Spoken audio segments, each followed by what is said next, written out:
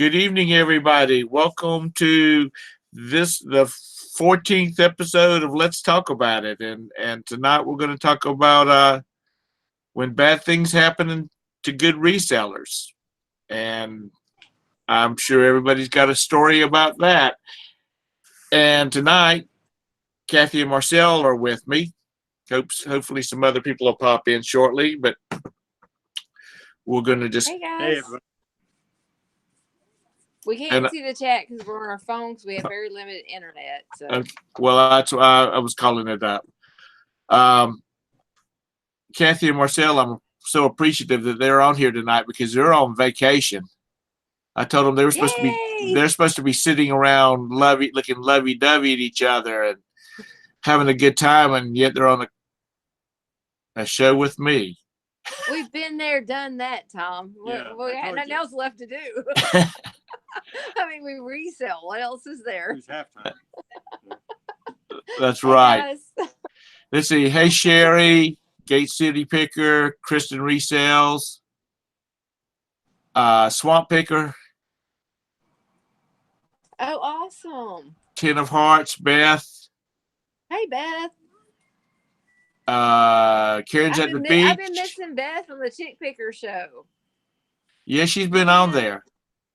I know. I'm missing you, girl. I'm sorry. I'll get with you when I get back into town. I'll get back on there.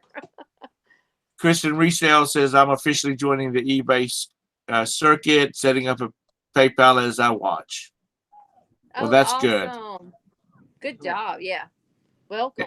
And Deb says, sorry, my laptop isn't working. That's okay, Deb. I appreciate all the work that you've helped me up to this point. So you just don't worry about it. Hey, Joanna.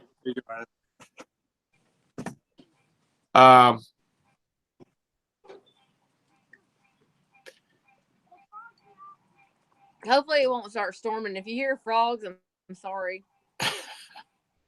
We're outside. That's the most signal strength we can get. Ooh. They're sitting outside having a good time. Having a margarita with a gnat in it. There ain't nothing more Arkansas. Yeah. I'm going to take just a second and well, let me go ahead and get it started. Then I'll drop a couple of links to a couple of people in the chat and they can see if they want to come in. Beth and Glenn, if y'all want to come in, I'll drop you a link. Oh, shoot. Let me get rid of that. As I said, we're going to talk about when good things or bad things happen to good resellers, and sometimes it's their fault, sometimes it's the buyer's fault, and I'll start the whole crying session off tonight with way back when I first started reselling. I had a guy buy a hard drive from me, and Marcel and Kathy just heard this story.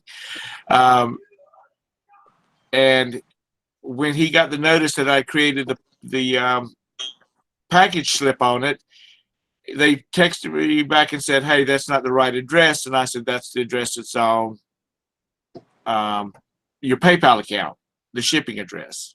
All right. So I told them that I would cancel the other shipment and then I would send out a new one. So they said that was fine. I said it was going to take a few days because it'll take a few days for them to cancel the other package or the other shipping label. So about 2-3 days, I got notification they had canceled it, and I reshipped it straight out to them. So it was probably, even with the delay, and it was going to New York.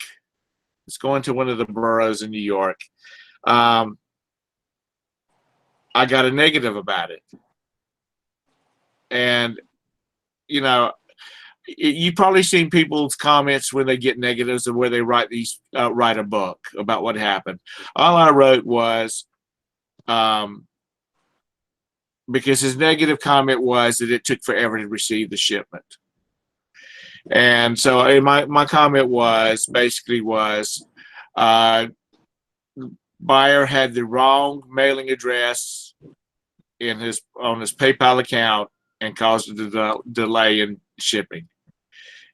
And that's all I said, because I'm not going to whine. And I've heard different people talking about that's not a good thing. Even if, it's not even a bad thing if you don't even leave a comment.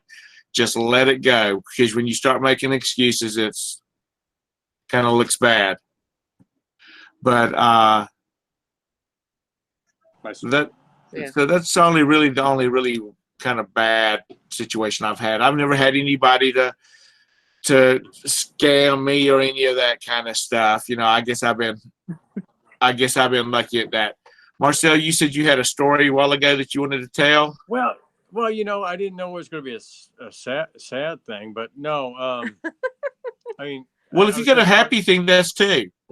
It didn't really turn sad. I mean, I had to cancel an order like 4 times with this lady from London because the shipping just wasn't. Explain the order. It was a Halliburton. Yeah, it was a Halliburton suitcase we found for $10. $5 at a yard sale. I found. No, I found it. No, I found that one. You pointed it out. I found it. Okay, children. Anyway, I digress. I found it. No, I found it. You would never looked for it. Yeah, but I got it for $5, so I sold it, and welcome to the vacation us. It was going to London, but it was going to a film company in London, and the global shipping, I guess, wasn't put in place yet when I was selling this. So I was shipping it out there myself, and I was looking at the prices, and I was in Goodwill trying to get some other stuff. She texts me and says, or she sends a message and says, hey, I want to buy the suitcase, this amount of money. It was like over $125, $130, whatever it was.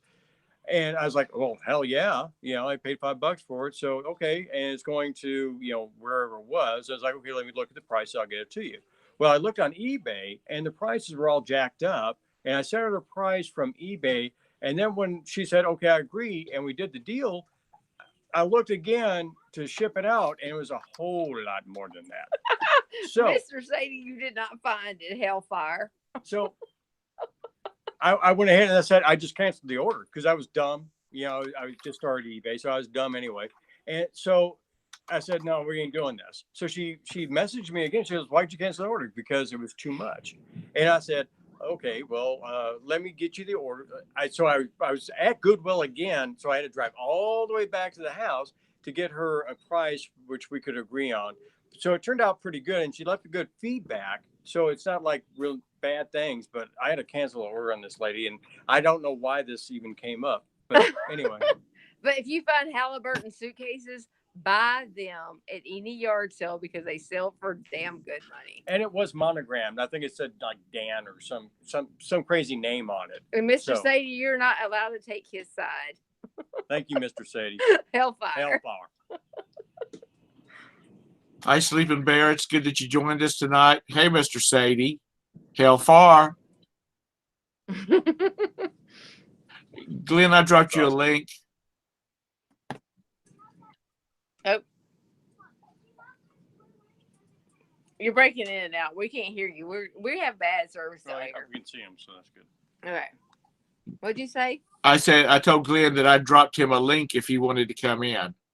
Yeah, somebody come in because we have bad service. So we and me end up falling out. I don't know. Not me and him, but we might end up falling out. Yeah, you never know. No, it's vacation. You have to vacation us tonight, so you ain't no telling what the hell you might hear. Well, they worked on our surface just about all day today, so I'm kind of worried about that. Hi, Perry Tyler. It's good seeing you. You got a lot of new subscribers. There's Glenn. Hey, Glenn. Hello. Hello. We thought we almost was going to come see you in Louisiana today because we was in Texarkana. Be glad you didn't, because there was Louisiana part we could have went down to. That's way. If you would have came to my work, you wouldn't be able to make it because the streets were flooded. Oh, well, just damn. I mean, it rained bad. I mean, we had cars floating on the, one car floating. She tried to go through the water in a Toyota hybrid, and when the 18-wheelers came by, it kind of lifted her up a little bit, and she stalled out. The car sat there almost to like 2 o'clock. Mr. Sadie could come and got me in his boat, so it's okay. Yeah, y'all should have just headed north and went up and went with went to see Mr. Sadie. He could taken you out on the boat. I know, right? Next year I'm going to plan on it. Yeah, I'm coming there. We're coming. We're Well, coming they to did see the the garage best sale. You're boat. not going to the garage sale highway, whatever, on 40 or whatever, like between Memphis and Nashville this When week. is that? When is that one? This weekend? I think this weekend because Lonnie was doing a video of him in Mississippi. Oh no, no, we're actually out here in Arkansas at the Diamond Crater place in the state park In Murfreesboro. Murfreesboro, so we can find Murfreesboro, Arkansas, so we can find diamonds. Okay. Yeah, We went to the thrift stores here already. You always see different every once in a while. Once every 3 years, some kid finds a diamond worth 100,000 or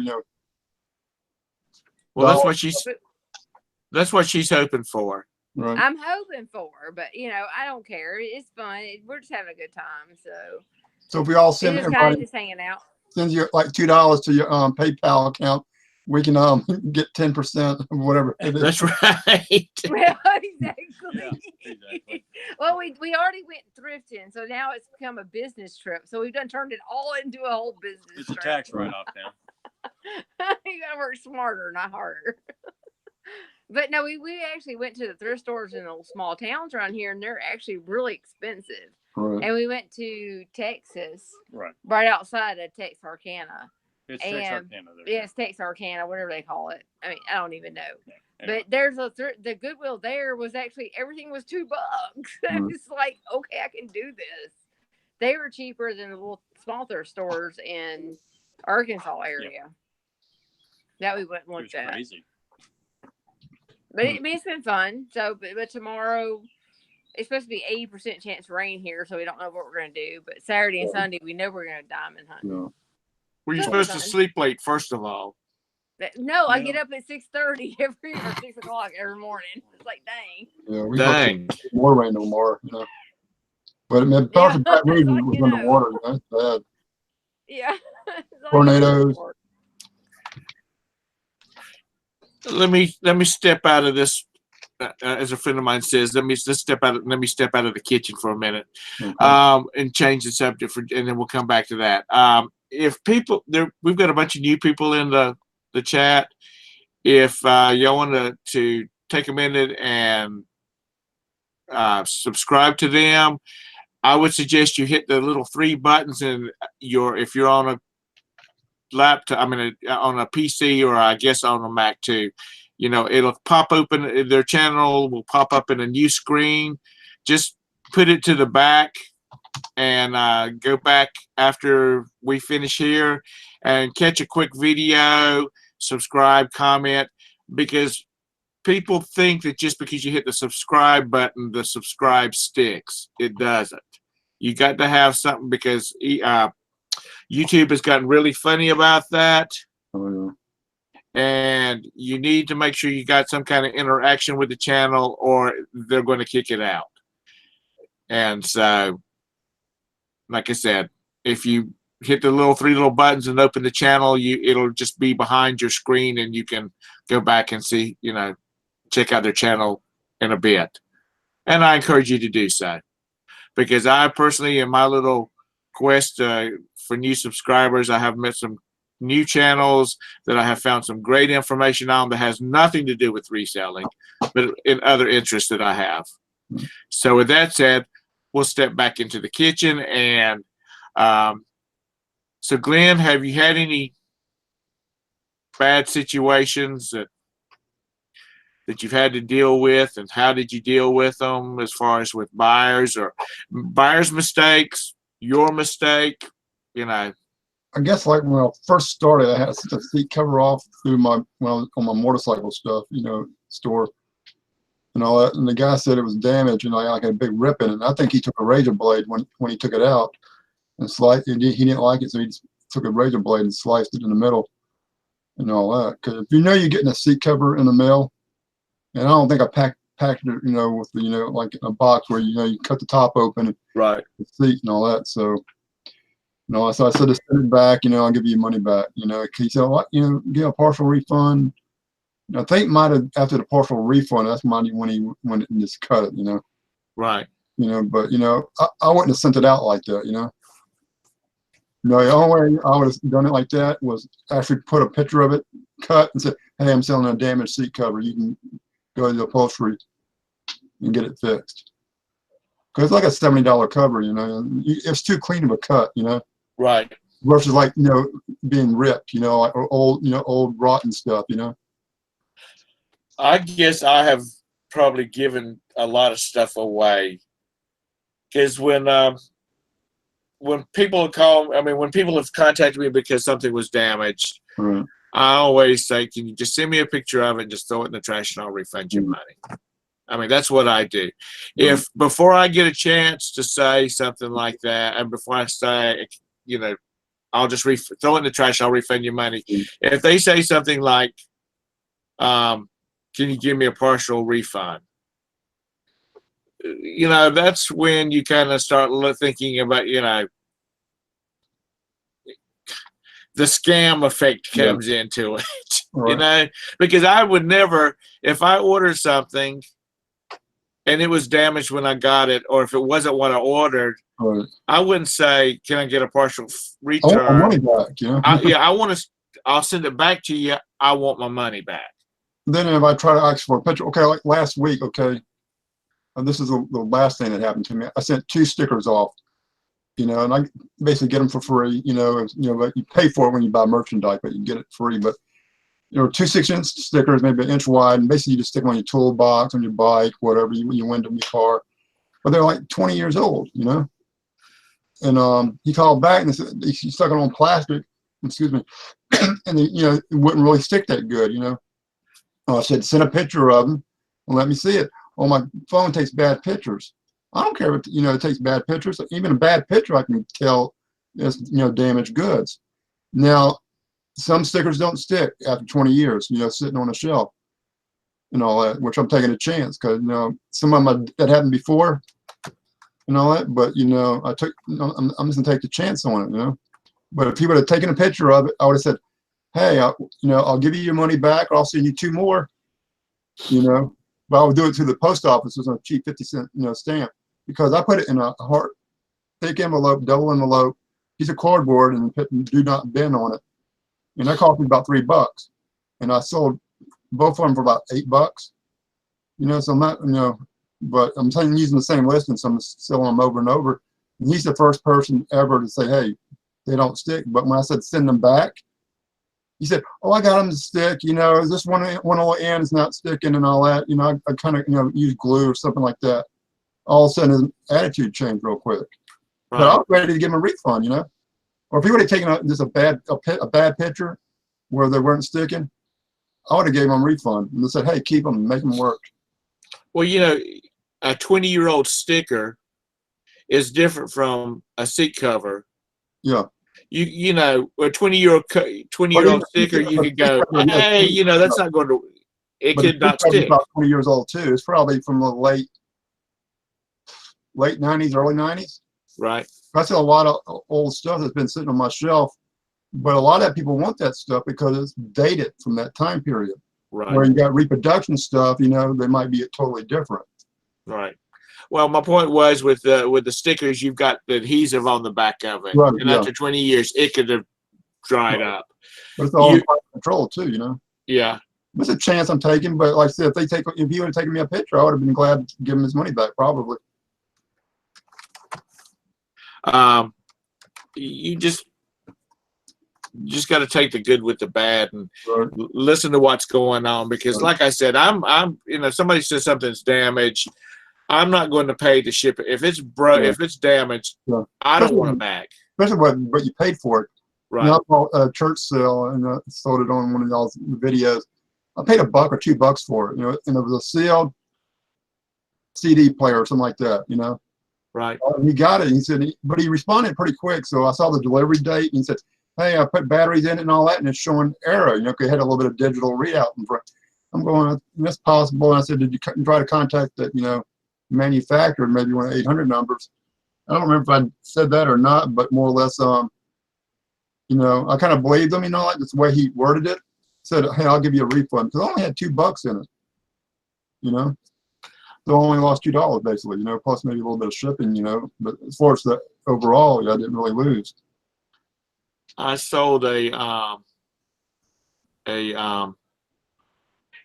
I don't know what the hell it does actually, what it was, but it's a piece of equipment that you'd use like in a TV radio station, Right. and it, you know, you'd run your mixers through it, and then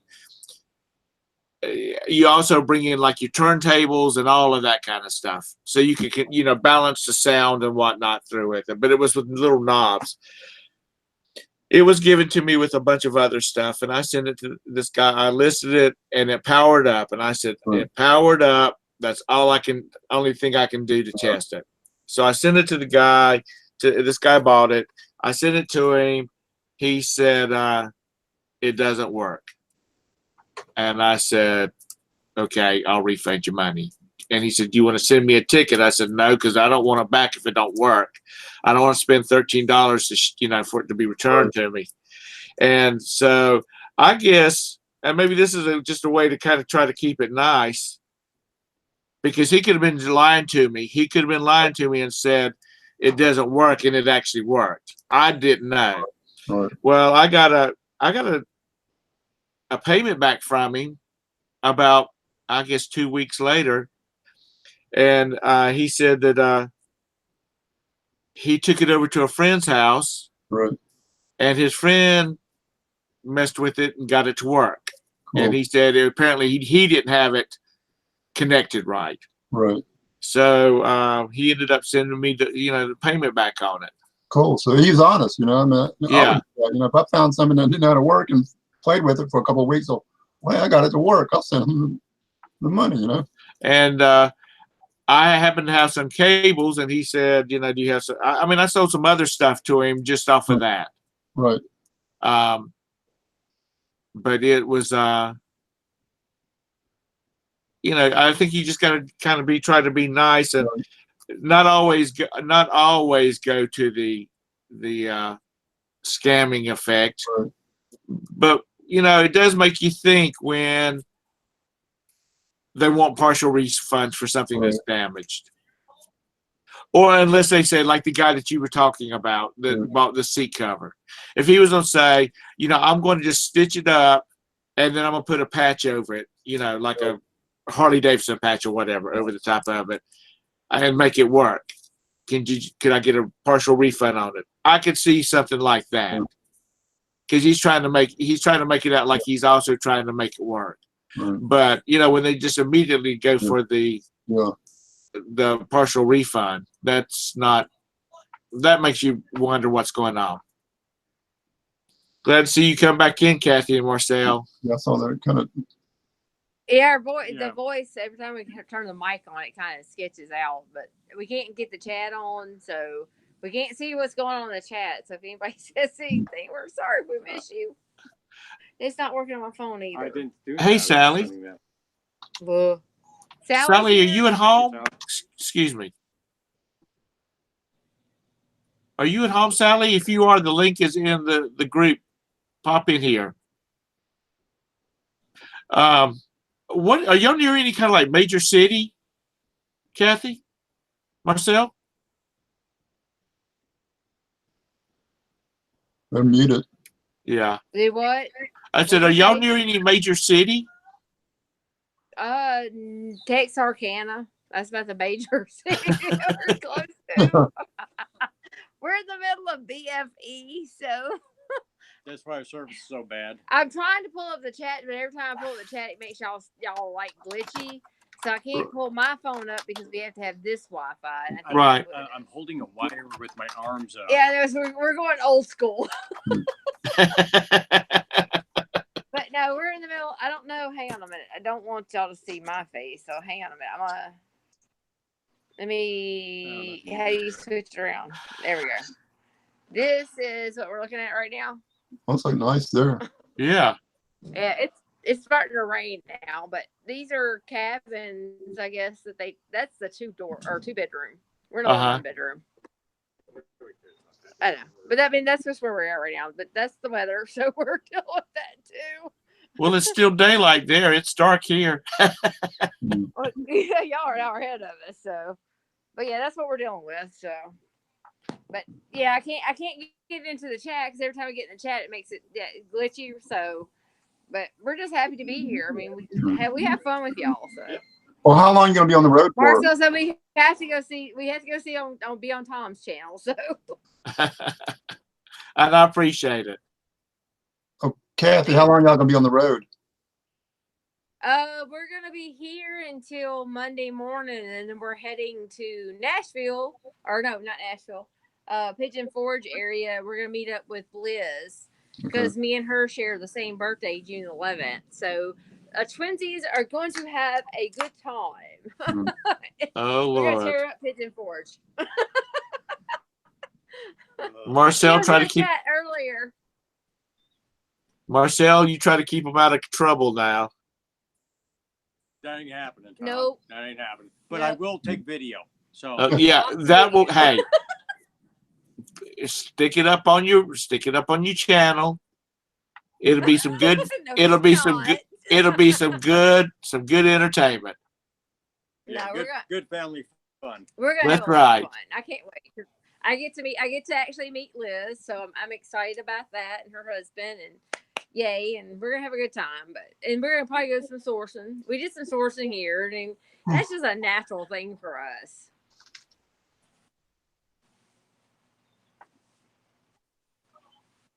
Sally's in the chat. She said she's had 2 hours sleep. I told her to come in if she wanted to. Oh, bless her heart.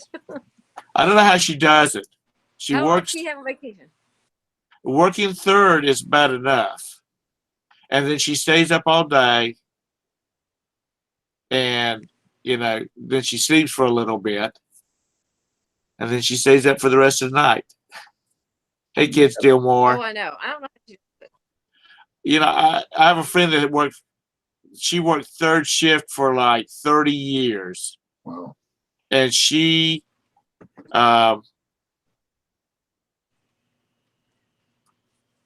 always looked like, and I don't mean this bad, she always looked like death. I mean, she was always like she was sleepy and tired, and I guess it Well, was. see, Sally, you would be able to tell though. It's like you can't tell until like she's sitting for a long time. Yeah. Look at the rainbow. Sorry. Yes. Squirrel moment. Sally's always happy. Unless she's exhausted because she's had to work 18 hours straight because somebody didn't show up. Excuse me. I don't know if y'all can see this. Hang on. Y'all see the rainbow? Deer stand there. You can shoot a couple of deer from up there. That's right. I went out walking this morning on the Greenway early this morning, and our Greenway, there was like 8 or 9 deer standing in the middle of the Greenway. Oh man. And this lady, there's a asphalt path down through the middle of the Greenway, the walkers and joggers and whatnot. And there was a lady walking her little dog, and she just walked the dog right down through the middle of them, and they just stood there and looked at her. She went by. But I've had them, yeah. I mean, not the least bit afraid of them. Roxy, my cat, I was if you go through a door right there, that goes directly into our den. And this is a sunroom. It's got glass all the way around it. You can't tell it for the boxes. But my desk is sitting here, and there's a big window right here. And Roxy was standing on top of my computer, which is on the end over here, just, how cats growl and hiss and carry on. And I walked over there, and there was a deer looking in the window at her. Oh, wow. I guess she was eating my bushes, my shrubs along the edge of the house right there. But the deers are not scared because of course we live in the city, so nobody's going to shoot at them. Well, but it is squirrels like that now. I think they told the neighborhood I saved their babies. They I take pictures. I take pictures of all these deer that's wandering around our neighborhood, and send them to my brother and to my nephew on Facebook, and saying I've seen more deer. I've seen more deer right now than you will see all season long, deer season. And I don't have to get up at 4 o'clock in the morning. Hey, Tara, come on in here, girl. A rifle silence on her, like I'll tell you what. I'm not gonna make you look at me. It's okay. We had guns are kind of like a touchy subject in the city right now because we had the shooting at UNC Charlotte a couple weeks ago, or well, actually it's been like a month ago. But how are you doing, Sally? I'm doing all right. How are Good. you? I'm glad you came on to my show for a change. Yeah, I know it. I know you're always working. I'm just picking at you. I'm glad that you can make it tonight for as long as you can. Yeah, I figured I'm gonna get up and work a little bit tonight. Probably sleep later on. Right. Well, so you can sleep late in the morning too, if you feel like it. So, Sally, have you had any bad situations in your reselling? Like which one? That's what which one? Yep. Whether it's something that was caused by you or whether it was something caused by your buyer that that stands usually out. it's my fault. I mean, I've had several situations. Oh, double rainbow. I know I was like, what the hell is she talking about? I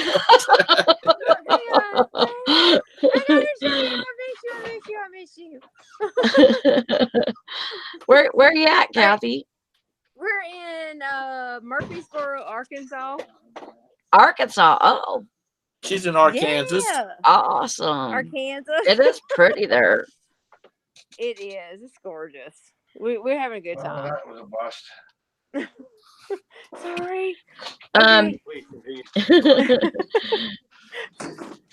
Yeah, I've had some bad situations with,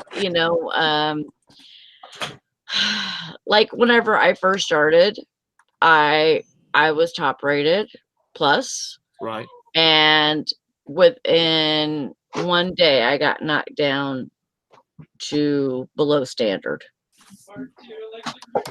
And it was because of returns, because that's how the rules were at that time. Right. Is if you got a return, then and your return rate got too high, then they knock you down, they bump you down. And I think I had like 4 returns or something. I think I had like 4 returns or something all at once. And it was just bad. So now they don't have that anymore, so you don't have to worry about that.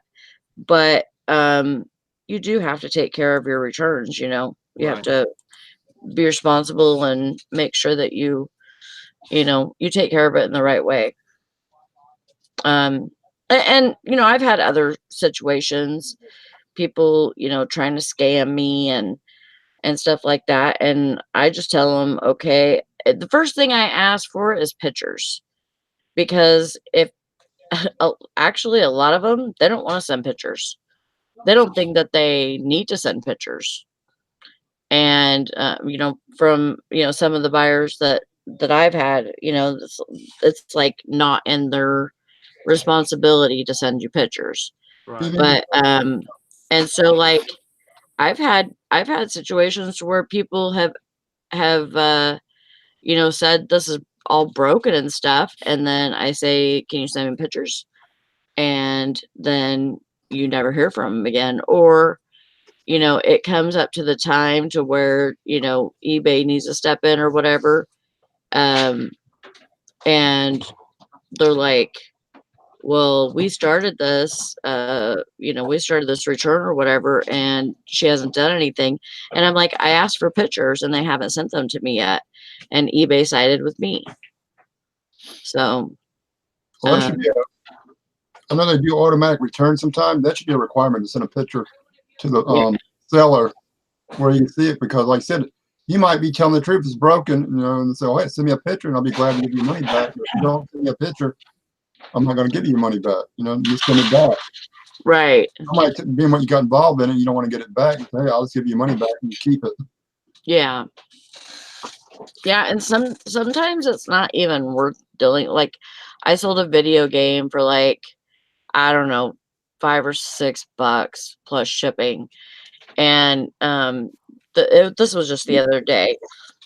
The guy messaged me.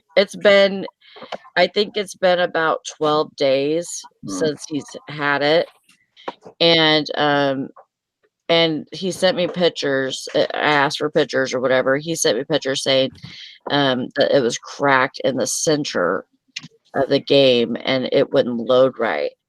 And, I'm just thinking, when I get something, I open it. Right.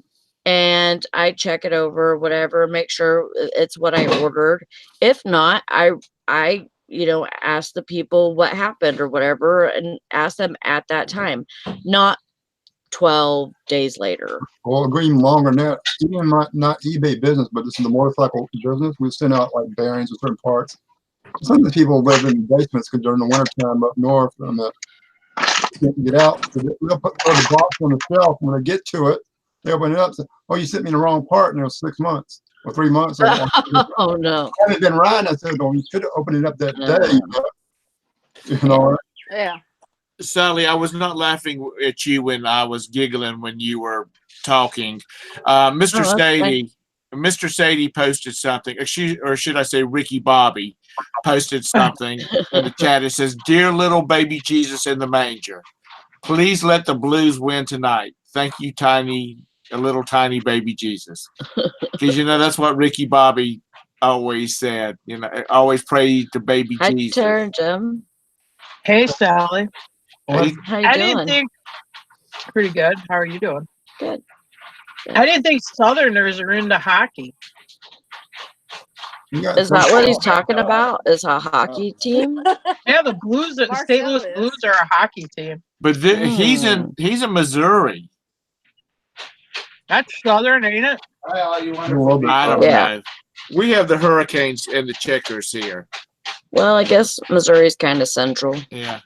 And as a Southerner, I do like hockey. Really?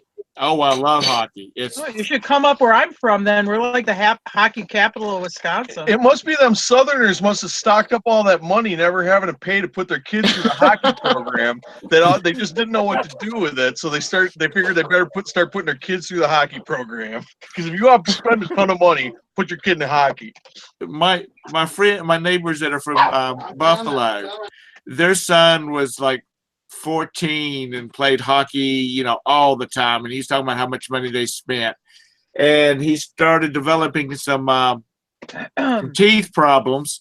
And so they had to put, he had to have heavy duty braces on with the headgear and all this kind of stuff.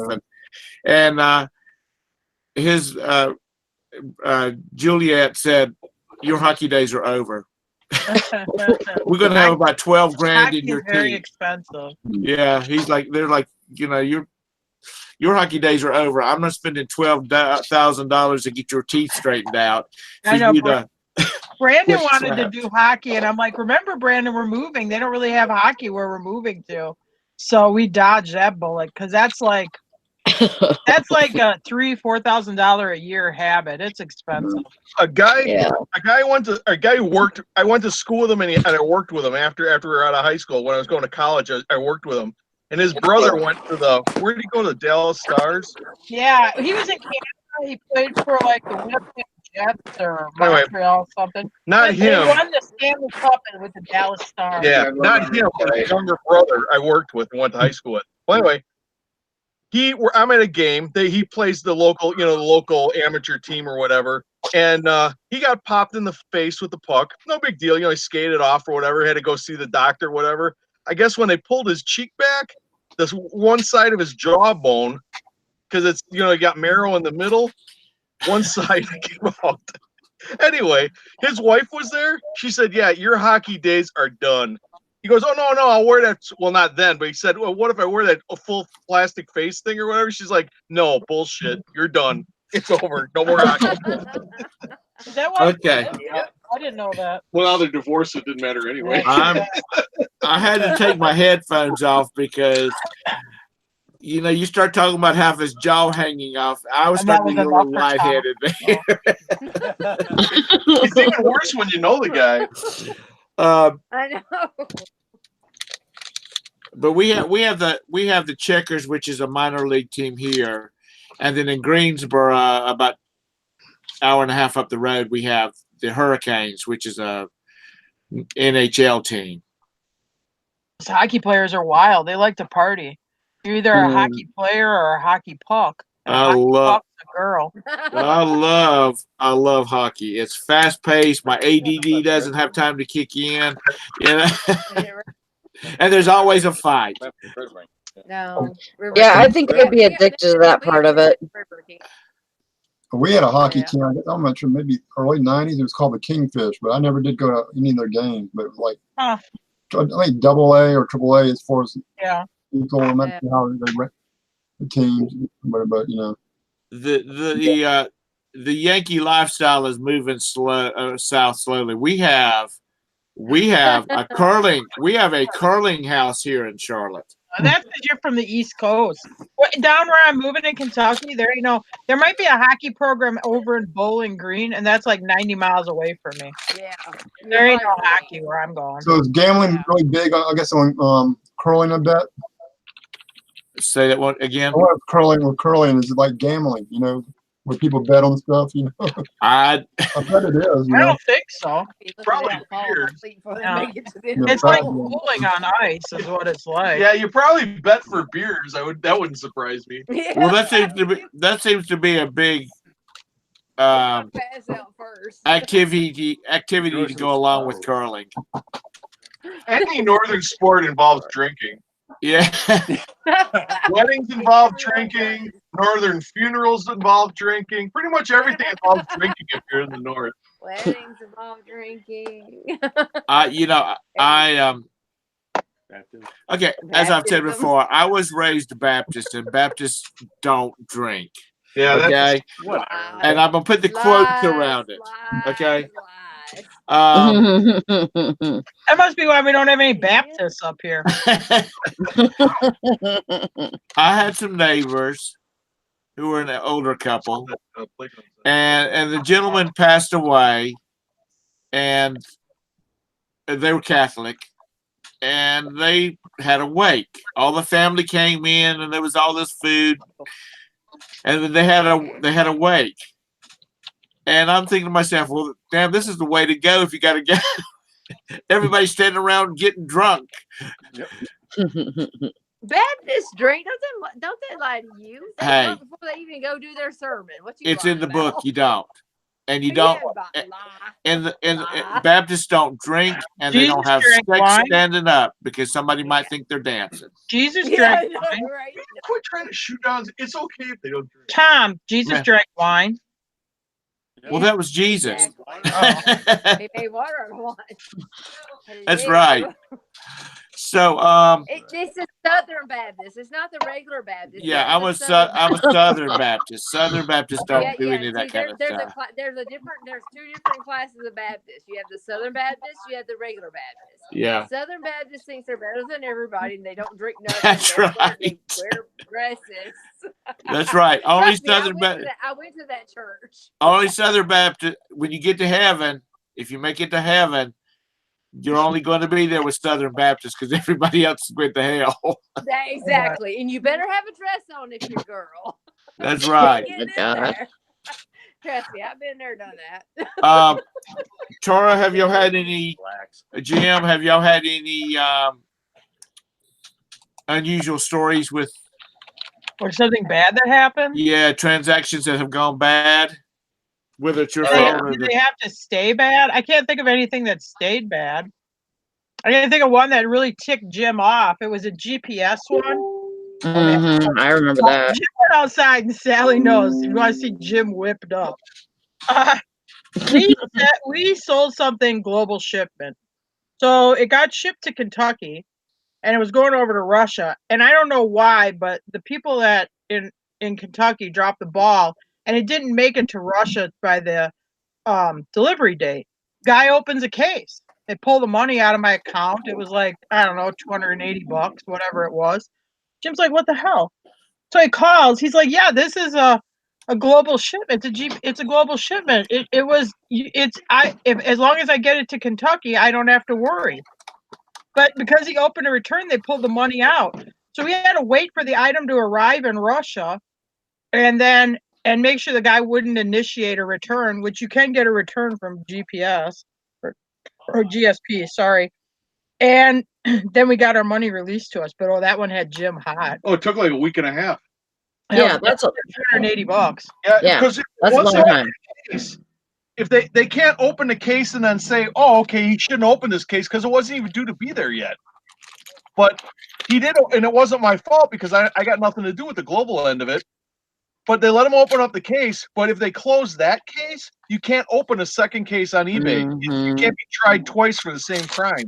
Right. So you got to leave that case open just in case he might open something else. I'm asking him, where's my protection? And this is when I was in an anchor store. And I said, where's my representative, mate? Oh, we're all your representative. I said, so not only is the global shipping program BS, also my special concierge customer service is a bunch of BS too. They didn't have an answer to that. They told me if you call back, you're wasting your time. You're just gonna get another person to tell you the same thing. I'm like, this is just awesome customer service. That was eBay. So yeah, you were pretty hot. Customer service, they ought to look in the mirror. You know, I had Everything worked out and we got our money. I had a case opened against me that the item had arrived broken, and I went and looked at his shipping on it, and it was still en route. It hadn't even got to him yet, and he said that the handle on the, I don't remember what it was, but it had a handle on it, and the handle was broken off. And I sent him a message saying, "Are we talking about? Or are you talking to the right person?" I said, because I sent you a jersey that has not even arrived yet. And about 3 hours later, he texted back and said, "Oh shit, I clicked on the wrong thing." And so he contacted eBay because he had opened up a claim against it, and got it all taken care of. Yeah, I had one of those happen to me. Yeah, I had something like that happen to me too. I just had a pair of shoes go out, pair of like football cleats or soccer cleats. Guy says, "Did you ship these out yet? We have 2-day handling." So he just shipped them out. Next day initiates a return. Well, they're en route to his place. And the reason because they don't fit. And we're like, well, they're still en route. So we're like, fine, we approve the return, send them back. But he never did. I think he might have run out of time, or he decided to keep them. He's pulled something a little shady, but you're going to get that a little bit if you sell enough. Well, you remember the hooker boots I keep talking about? Yeah. The black ones. The lady sent me a message saying that I didn't have the size correct on them. Yeah. And I had a picture in the listing of what the manufacturer said the sizes were. And I said, well, just send them back, and I'll refund your money. And she never did send them back. Well, I had something like that happen one time to me before, and it was my fault. I took a picture of everything on the skate, every 12 pictures. But when the guy messaged me, he said, "Hey, these are a size 8, but the box says 10." Well, I knew the box had 10 on it because I took a picture of it. I said, I'm thinking, I did not take a picture of the tag. I remember that, so I believed them, and all that, But I said, hey, send me a picture, please. Yeah. And he did instantly. I said, so I'll give you your money back, to sell them to anybody. Yeah. And I had like $10, they're like roller skates, but the same place where I bought those, I bought some speed skates, and they were size 10. And I sent those for like $179 to Russia or Czechoslovakia. Yeah, well, we sold some of those. I sold an engine for a plane one of those model planes out of the country. I think it went to England also, Yeah. but he emailed us and he's like, or messaged us. He's like, yeah, this, and this. And I was like, you know what, just keep it. I'll just refund your money. It was only like $65. I wasn't going to worry about him sending anything back or anything like that. Sometimes you have to cut your losses. Yeah. You have to figure out where's the profit at and what are you going to lose and where are you going to lose at, I got a good story. This is a couple years ago. We sold this erector set to California. It was an older one, let's say from the 40s or 50s. No, it's from the 30s. Oh, 30s. And it would be what you expect. It got stored in a barn or basement. The case has rust on it. It's dirty. The pieces are dirty, pitting on the pieces, whatever. I called all that stuff in my description. It's around Christmas time. I get this handwritten letter from this dum-dum who bought this erector set. How he's so disappointed in it because it's dirty and rusty, and he was getting it for his grandkids to play, and how he was from Wisconsin and he likes the Green Bay Packers. It's his Oh my God. glossy of all this stuff, and how he hopes that we're honest Wisconsin people and blah blah blah. And I'm like, well, what the heck? Why didn't he just initiate a return through eBay? So I just ignored it. So he put in a claim against his credit card because when he paid into PayPal, he used his own private credit card. Yeah. PayPal fought it the first time with the credit card and lost. Woo. What? And PayPal then told me that they could continue to keep fighting it, but it would end up costing us. They were going to charge us like $50 to fight it, and it's an erector set They that charged us 20 the first time. Oh, they did charge us 20 the first time, but then they were going to charge us with another 50 the second time. It would go up for every time they appealed it with the credit card. And we're like, Wow. okay, we give up. And he got his money and got to keep the erector set. Here's the way a chargeback works from a credit card company. It's defective. You give them their money back. Yeah. It's not like eBay where they send the thing back and then you give them the money back. Yeah, I said, okay, well, fine. I'll send it back. I'll give him his money back. Nope. If it's defective. Wow. And it was as described, but the credit card company didn't agree. So that was it. Yeah, they don't care. They really don't care. That's the worst thing about the credit card companies. Yeah. They So don't if care. you wind up in a chargeback situation, it's time better to cut your losses. Because Yeah. if you don't know this, PayPal does charge you for contesting those chargebacks. I got the first time. If you win, you don't get charged nothing, but if you lose, you get charged 20. And then they said it was going to cost 50 or 60 to go back at them and try it again. I'm like, no, hit the brakes. No, I'm good, because it was only a $60 purchase. I'm like, I'm already out 80. Yeah. Wow. So I'm done. I don't want to put another 40 in it, so we're all good. I'll just let them keep it, and God bless them. Now my thing is, like, this is the second time we've had this happen. The contract based items that you sell, like we had a one of those payphone cards, those pay as you go, or you buy $10, you get 3 months free or 3 months free, whatever it is. But you have to do a contract, and we tell them in our description it says you have to do a contract. Same way with this other little security thing that we had, you have to do a contract. But yet they say that the wrong item sent. You know what PayPal? You know what eBay tells me? Well, you have to take the refund back. And then whenever you do the refund back, call us, and then we'll say that they use the refund as abuse, and you'll get your money back from shipping. Well, shit, I'm already out that. But I already told them. It says that there's, and I told him, and he goes, "Yeah, I can see that. You say that it has to have a contract. Okay, well then, damn, why ain't you on my side?" Yeah. It's rough. Lothar 900 said in the chat, he said the UPS driver dropped off a mattress in a box 3 days ago. That's insane. I called UPS back saying you had the wrong address, and they asked me to deliver it. I said to them, they asked me to deliver it. I said to them, "Are you joking? Are you going to come pick it up?" I would have delivered it to my bedroom and said it's delivered. Thank you very much. Appreciate it.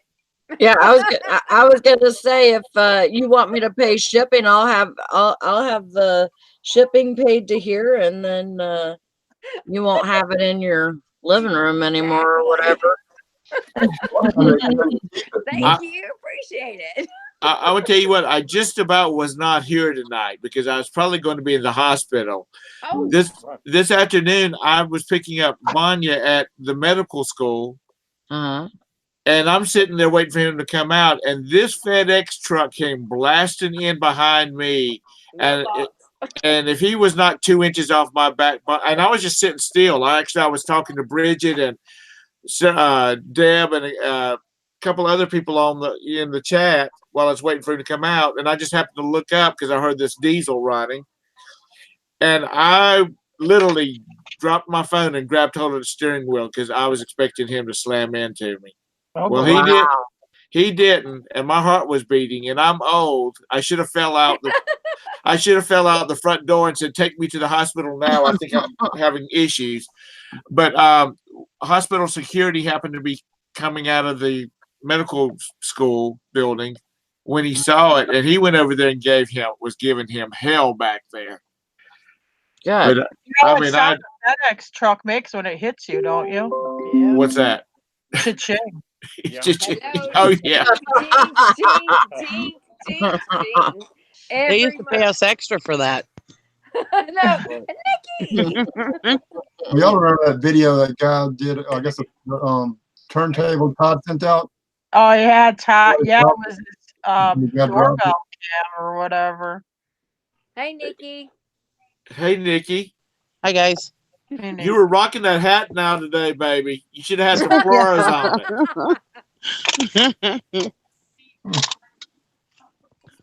Yeah, I Um, left the hat. Seen that one.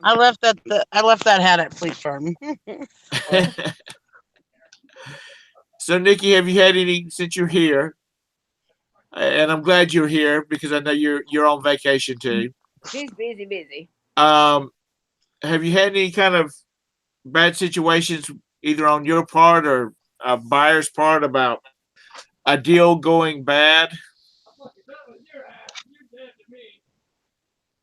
A deal going bad.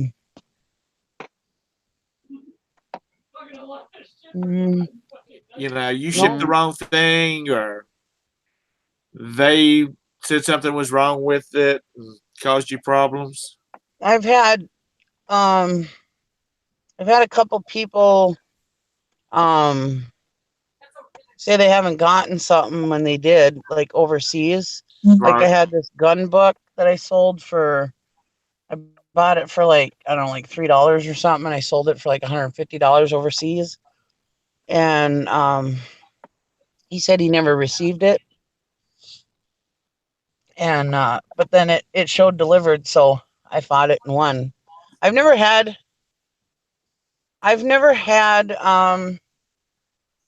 problems like other people have where I've gotten screwed out of the deal. I've been pretty fortunate, knock on wood. Most of the time, or every time, I've had the right showed delivered or whatever, and I fought it and won. Other than the nuisance, Right. I don't think I've really ever had any where I've gotten screwed. You know, Honestly. when Nikki gets ready to go to see the big reseller in the sky, the girls are going to have to bury her in a pickup truck. Because that's the only thing we ever see her in is the pickup truck. Well, I was sitting over by the camper, but my husband started playing. He's got a cousin who sings down in Nashville, and he's playing her music right now, and or she's live on Facebook. And I was like, I can't have music in the background, ding-a-ling. So I went over here and sat in the car. Oh, boy. I'm out here in the campground. Oh, that's a nice place. Yeah, too nice. And it You looks can't like have the a fire, weather's good. huh? It looks like the weather's good out there. The Yeah, sky's clear. it's actually really nice tonight. Yeah, the Have you skies been are clear. Have you been thrifting, Nikki?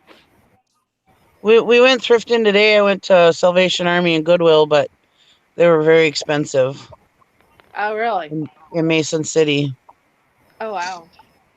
Most There I was went to a some horse are show too. there once. there's some flea markets here at the steam show, but the steam show don't start till tomorrow, so Oh, okay, I'm cool. sure I'll hit them tomorrow. Yay! Yeah. So that's a write off. Yay! Everything's a write-off, always. Yeah. Expenditure. I'm sorry.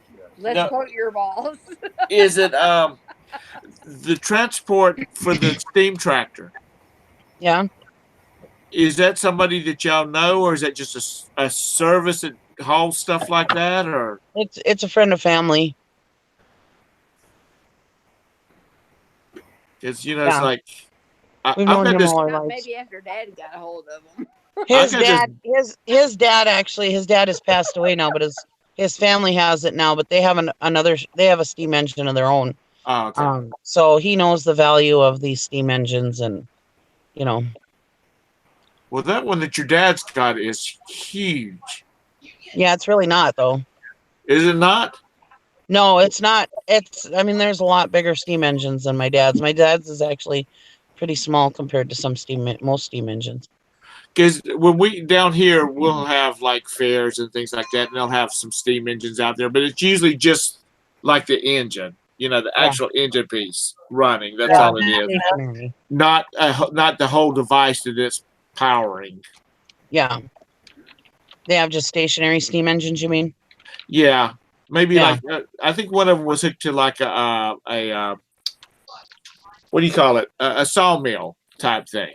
Mm-hmm. Yeah, like a shingle mill. Yeah. Yeah, they got That like they're gonna have the three double cylinder steam engines. One of my dad's included. They're gonna have them thrashing most of the time, so at the same time. So I saw one at a tractor show. It was making shingles, and the thing was almost as big as a train locomotive. And the guy told me, he goes, "What horsepower do you think that is?" I said, "I couldn't even guess." He said 12 horsepower. I mean, it's Wow. an enormous steam thing, and it was 12 horsepower is what generated. You're supposed to go, hi, Nikki. Supposed to go, night. Jim we was had, at a fire when he was a fireman where they burnt one of those things up. Oh yeah, had the little thing the thing that spins around on the front of it, like on a train. They have that little some kind of regulator. It spins. I remember seeing that. The whole thing just when we hit it with the water, the whole thing just kind of collapsed on itself. wow. It was cherry red. We didn't even know what it was at that point. And then a guy later is like, "Oh my god, I wish you wouldn't put water on a tractor." Well, we didn't really know what was in there, so. Oh, wow. Kids were smoking grass in the barn, and his grandkids were smoking pot, started a little fire hay or whatever, and burnt the whole damn barn down. Well, I was old. Right, he had an old Rio Speedwagon automobile. One of those burnt too. It was a cute little thing. We have up in the mountains, up near Boone, we have a place called Tweetsie Railroad, which is a steam locomotive that's narrow gauge, I believe it is, and it runs around a circle track, and it's in like an amusement park and that type of thing. And one time I had the opportunity, there's a guy that's throwing coal, into this engine. And I asked him I had the opportunity to ask the guy that was doing the shoveling. I said, are you really throwing enough coal to run this thing, or is there like an injector throwing oil or something into it? And he said, hell no. He said, if I don't shovel coal, y'all not going nowhere. Yep. And he said that's the hardest job that he had ever had in his life. And he was retired, Yeah. Well, it's like the smaller, the little miniature steam engines and stuff. I mean, they have to constantly be putting stuff in their fire to keep up steam when they're moving. Like ours, you can build up steam and you can keep going for quite a while without. I mean, you still got to build up. You still got to keep the fire going, but I mean, like some of these smaller steam engines, it's a smaller firebox. They don't have enough room to build a big enough fire to keep the steam up to keep it moving. So like these little miniature steam engines and stuff during the parade, sometimes during like a parade route and stuff, they have to stop along the side and rebuild their steam again, but yeah, it's a big job. It's hot work. Lothar 900 said that somebody bought a fake Rolex at a garage sale for $10, and he brought it to him to look at it. And he told him it was a real Rolex, that people do not know what they're selling at these garage sales. He said it's probably worth $10,000. Wow. That's Now, awesome. I'm stepping out of the kitchen since we're like out in the garage right now from our original topic. There was a conversation on another show last night about, like in this case, if this person told it, I mean, he took this watch and sold it, confirmed it was a real Rolex. He sold it for 10 grand. Should he take some of the money back to the person he bought it from? No. No. And if you think you should, you shouldn't be. You're in the wrong business. But the other thing is, if you do that, I mean, the person sold it to you. It was a transaction with you, and they were happy with it. I guess if you go back with any amount of money, you're just going to make them feel bad because they're going to be like, "Oh man, I really effed up." Yeah, they probably want it all back. They'll probably say, "I'm going to take you to court and get it all back because you bamboozled me or something." I would just keep your mouth shut and go on and do your business. Because the consensus from some of the people last night was, yeah, you should take them something. And I'm like, I'm with y'all. It hurts to me then because what was the question? If you make a lot of money off of somebody, you should give them more money. You should take them back some money. No. You know, it's our responsibility. If I go and I give Tara, if I sell Tara something for $1, and she goes and makes $1,000 off of it, that's my own fault. Whether I'm a reseller or not, that's my own fault for not researching it. We all started out as people who had no clue about anything other than things that we knew, you know, that we have our little niches or whatever that we knew about. But I mean, all this stuff that we sell, those of us that sell different stuff, we all started out not knowing anything about those items. Yeah. And we had to do our research on them and stuff like that. Now, anybody who has a rummage sale or anything, and they want to sell it, that is their own responsibility. It's not our responsibility to educate people. We do it on YouTube to help people out, but it is not our responsibility to educate those that we're buying it from. If you don't know what it's worth, put it on eBay at auction. Then you're going to find out what it's worth. And especially these days, I mean, back in the day when they didn't have all this information at their fingertips was one thing. It's still their own responsibility.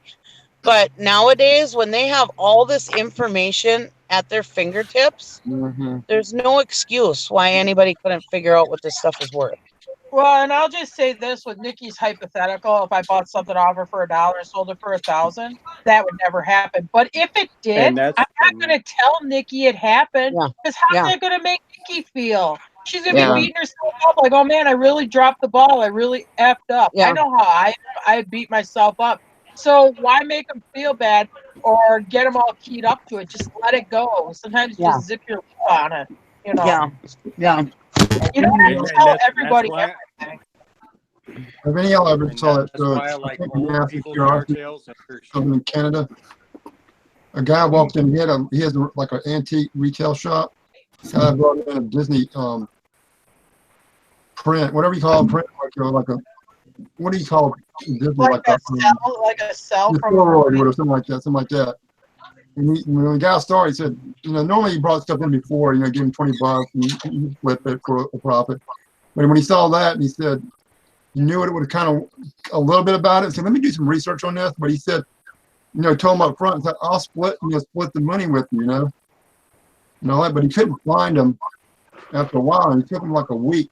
But he sold it like for $4,000. Yeah. He told the guy up front, he split the money with him, and he found him, and gave him, like you said, after fees and all that, he gave him $1,800. Yeah. And all that. But he did a video, interviewed the guy, and found out he was homeless and had kids, had divorce and all that, and raised some money for him and all that to find his, his kids again, Yeah. Even as much as we know about stuff, sometimes we sell stuff cheaper than we should, only because we want to get rid of it, or we just want to move on to something else, get our monies out of it where we're happy and just move on, I've done that too. I mean, there's lots of stuff that I've just sold at rummage sales or whatever that was eBay worthy. That I just wanted to get rid of a bunch of stuff, you know. And you get people that have more and knowledge than maybe you on that one subject. He might take it and repair it and do something, you know, double or triple his money. But like I said, but you double and triple your money already, so you're not worried. You know, you made money and he's going to make money. That being said, I will tell you something that drives me nuts. Like if you went to a rummage sale and you saw an item that you know goes for $100 and the person has it priced at $10, but you have like people say like, well, it was 10, it was a good deal, but I still went and offered them 8, you know, just because I have to. That drives me insane. Like just buy it for the 10, it's $2. Yeah, and don't do it when I'm standing around, because if I catch you doing it, I don't care. I'll jump into any negotiation. I'll give you 20 for it. I'll do it right in front of you. So don't do it in front of me. If it's a good deal, you should pay the asking price. Well, that's like I've told the story before about going to a yard sale, and there was one of those a cart, and the guy wanted $30 for it, and this guy he said, how much you want for the cart? And he said $30, and he says, oh, I don't know, how about 15? And I walked up to him and I said, if you don't buy it, I'll buy it. And the guy got real ugly with me because I interfered in his transaction. But I would pay the $30 for it because it was about a $90 cart. Yeah. It's one of those wagons with the big wheels. If you're being fair, I had this happen at a estate sale. There was an antique key wine clock. It was one of these that has the reverse painting on glass. This was about, when I sold it was about a $9,500 clock. Yeah, this other reseller, oh, this is wrong with it, that's wrong with it. I'll give you $10 for it. He told me it was a collector. He was a collector. I know he's a flea market seller, which is cool. I don't care. He goes, I'll give you $10 for it. I'm listening to it. And she's like, no, I don't know. No, I don't think I could. I said, well, I'll give you 25 for it. Oh man, he got mad. So then he's like, oh, fine. You could buy it. He walks away. I'm talking to the owner of the estate sale company. So then the other helper comes back and she goes, well, he said he'd pay the 25. And it was just funny because the owner of the estate sale company looked at me and I said, fine, I'll pay 30. And she goes, tell him it's sold. And she sold it to me. And sometimes when you're being too much of a cheap ass, it bites you in the ass. And you don't talk numbers in front of other people too sometimes, you know. Oh, you want to hear a story? Oh, go ahead, Glenn. Sorry, I interrupted. I can always offer, like I said, I could be that person offering him like $10 and it has 20 on it. He said, I'll give you 20 for it right now. And all that. If you would have offered I don't offer 30, the 20 real quick. I wouldn't have said anything. If I don't Honestly, offer 20, if you said I'll give you 30 for it, I never would have jumped in on his thing because at 30, that's a third of its value. It's a $90, $95 clock, but by the time you figure you list it, your eBay fees, blah blah blah. I like to only be into something for about a third of its value. But I'm gonna tell you a cute story. I went to an auction on Saturday, and there was a estate sale in this town, in my local town, right down the road from me. So Sunday, I'm like to Jim, I'm like, well, let's go check that estate sale. I know they're open yesterday, but let's go walk around. We did good. We bought some good stuff. I'm out in the garage because her brother runs the garage part, and I have this pair of salt and pepper shakers. I go, hey, Don, how much for these? So he opens his arms. He goes, come on, give me a hug. I'm like, so I give him a hug. He said, you just have the salt and pepper shakers. But there was another reseller there, and she's smartphoning. There's this taxidermied pronghorn antelope head. She's smartphoning it, and I know about what it's worth. So as he's hugging me, I whispered in Don's ear, what can you do on the antelope head? And I bought it. And I used the hug to my advantage. I'm surprised she didn't say, here's $100 instead for the hug. Nah, I got I'll miss them. Actually, I got a really good relationship with this estate sale company. They've been really good to me. I worked out a deal with her when I had a house for sale. She advertised the heck out of it. And I wish she could have sold it because I worked out a deal where I'd pay her like a flat commission if she sold it just under the table. But she did such a good job. I gave her a gift card for like, I don't know, 100 or 150 bucks. And I told Jim when I gave her that gift card, I said, I'll get paid back on this gift card right away. I mean, she's given me some really, really good deals. I've done really good off that estate sale company. Anyway, I just thought it was funny. I thought of Tom as I got this big older man hugging me. I go right in his ear. I go, "What can we do on the antelope head?" It's the same thing she did to me. That's how I got in this situation. But not Todd, Chad down in Florida. He in his older shows he mentioned several times that he would kept going to flea markets and yard sales and whatnot and run into this guy who would ask for how much they want for something and he would make a price for it and then they would say, no, I can't go any lower than this. And he'd start saying stuff about like, you're not leaving any meat on the bone, meaning that you're not leaving any room for profit. That's not the seller's. If the seller is aware of what he's got, then if he throws a price out there and that's what he wants, it's not his problem that you can't resell it for and make money off of it. The problem with like flea market vendors is they're in the business just like us. They just sell at a different venue. Yeah. If you came to buy something off me, I mean, no offense, I don't want to leave you that much meat on the bone because otherwise I drop the ball. I don't want you necessarily. I don't care if you break even on me or make 10 or 20 bucks, I guess, but I'm not in the business to help you make money. I'm a dealer too.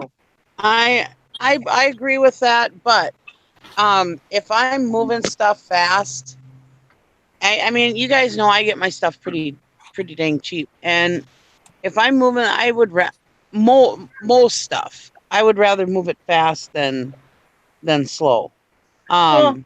Depending on the item, of course. But I am totally fine with if I get a big enough piece of pie. As long as I'm not going away hungry, I'm very happy to give you a piece of the pie too.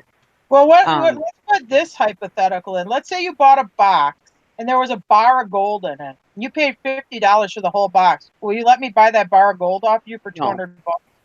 Well, that's what I'm saying. You're making enough money. It's more than your $50 investment. What I'm saying is some items, not all items. Some, yeah, exactly. I try to get the most forever. I like to, because there's so many items that are a thinner profit margin. So the stuff that is big home run stuff, I don't want to give you a deal on it because I want to sell it on eBay and get the most amount of money for it. The thing that when we were running the brick and mortar store, the thing that turned us to eBay, we had a thing on the floor. It was a hobo art thing of a woman on a piece of wood. Tramp art. Jewelry box. It was a glove box. It was $8. I look at Tara and go, why the hell wasn't somebody buy this thing for $8? I look at the back, it's the date. It's like 8 days. It's dated 8 days off when the Titanic sank in 1912. I'm like, you know what? Put this damn thing on that eBay thing and see what happens. She put it on eBay. We got over $100 for it, and that cured me on flipping stuff. Also, because what I would do is I would buy something for 10. I'd sell it for 30. That was my brain. I'm like, if I got 10 into it, if I triple my money, I'm happy. And that's why I priced stuff. And I sold stuff fast. But what I found out was, I learned with eBay, I'd been letting a lot of stuff slip through the cracks, pricing it myself. So then we went to auctions. We found out a lot of this stuff went for way more than we thought. So that's what got us. We got rid of the store and just went to eBay. And we don't do our own rummage sale. We'll say that. We don't. It depends on the saturation of the item. My Nick, and sometimes if you want something bad enough and you got enough money, you don't care what you pay for it. My next door neighbor collects John Deere stuff, and I mean he's got boxes and boxes of John Deere stuff. Don't you think sometimes it's saturation of the item though? Yeah. I mean, you have to think about that. True.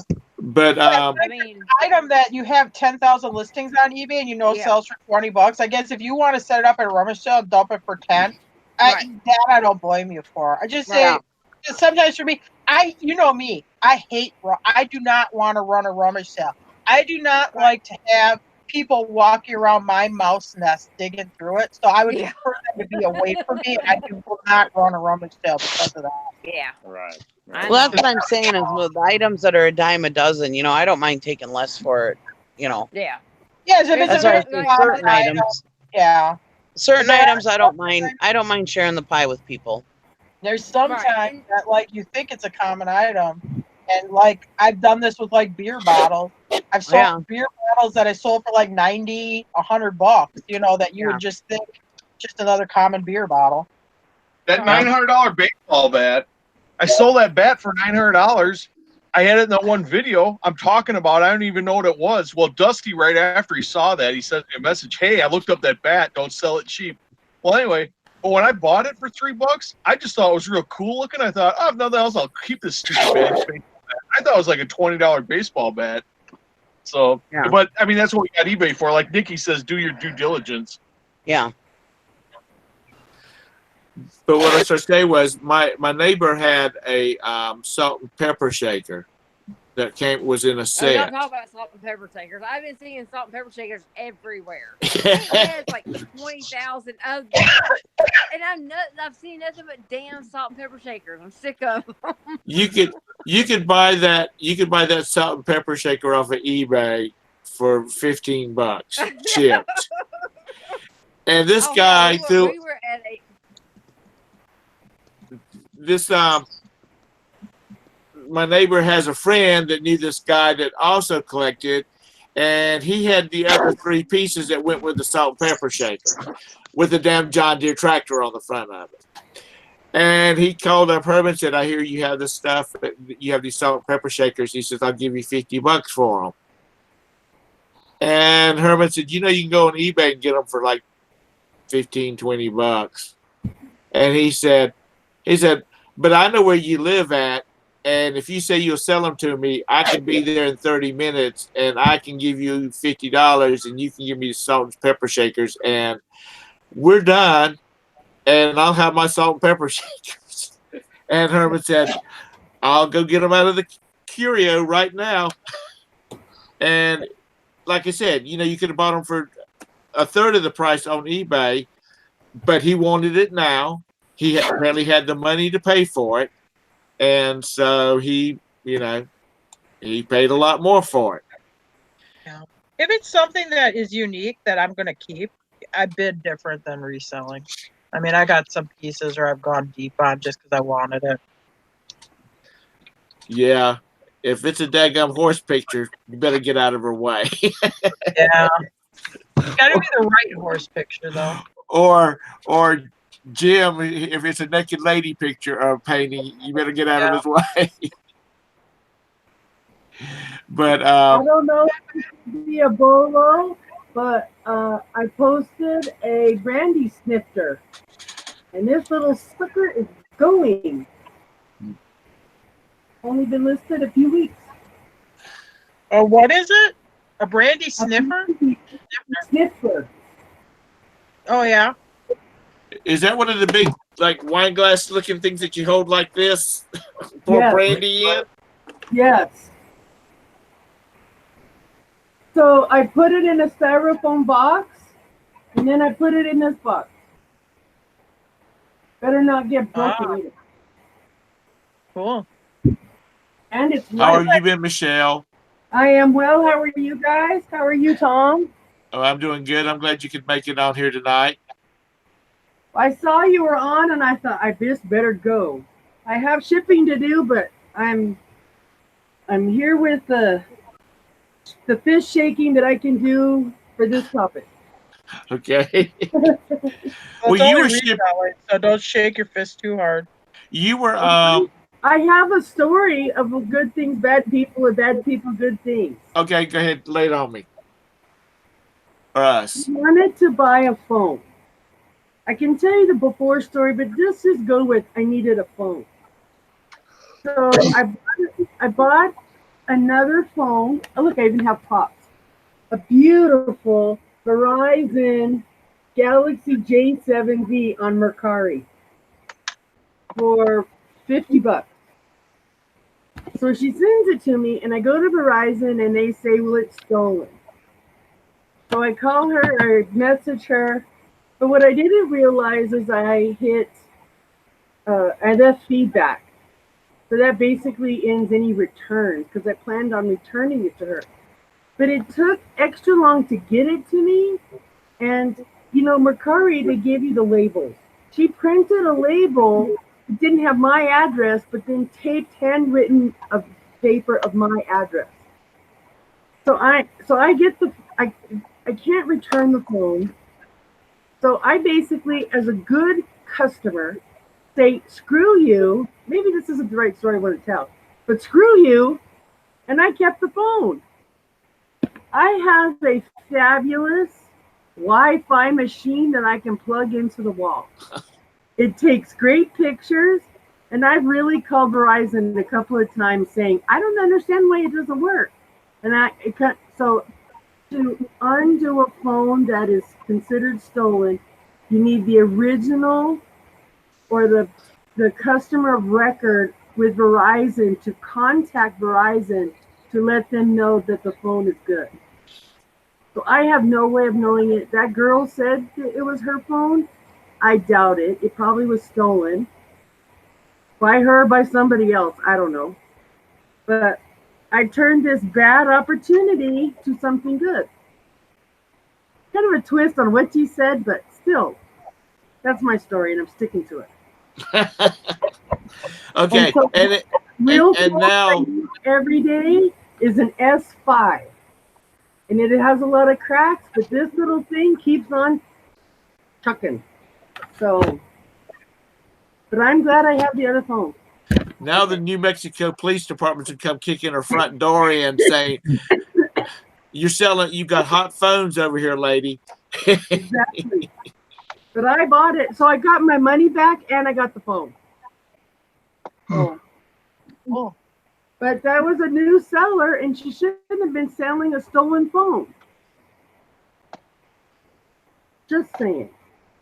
Well, you're right. There should be you should have to file some kind of. I mean, you should have to supply if it's a working telephone. If you're selling a working telephone, you should have to supply some kind of paperwork, some kind of form or something with it saying that it's legit. I wouldn't buy a phone to resell unless I called the company with a number to see if it was stolen. Or if there's a bill on it, because there's a lot of phones. If it's got a bill on it, they'll shut that phone down and you can't be turned on. Yeah. And Verizon wouldn't do anything about it. They basically said, we don't want the phone. And the customer service does not have access to the original owner information.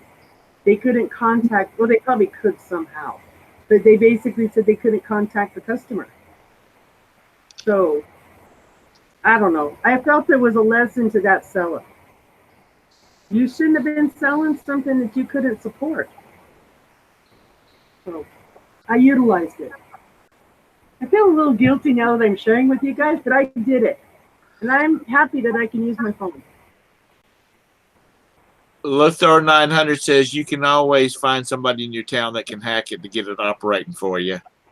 The phone works. It's fully functional. I just can't get Verizon service to it. Oh, that's right. And Verizon's one that you can't, like some phones you can put like T-Mobile or Sprint or one of those chips in it. Mm-hmm. And I would pay a nominal fee. If it was going to be something simple, I'd pay because I would love the phone. I wouldn't be using my S5. Who's that?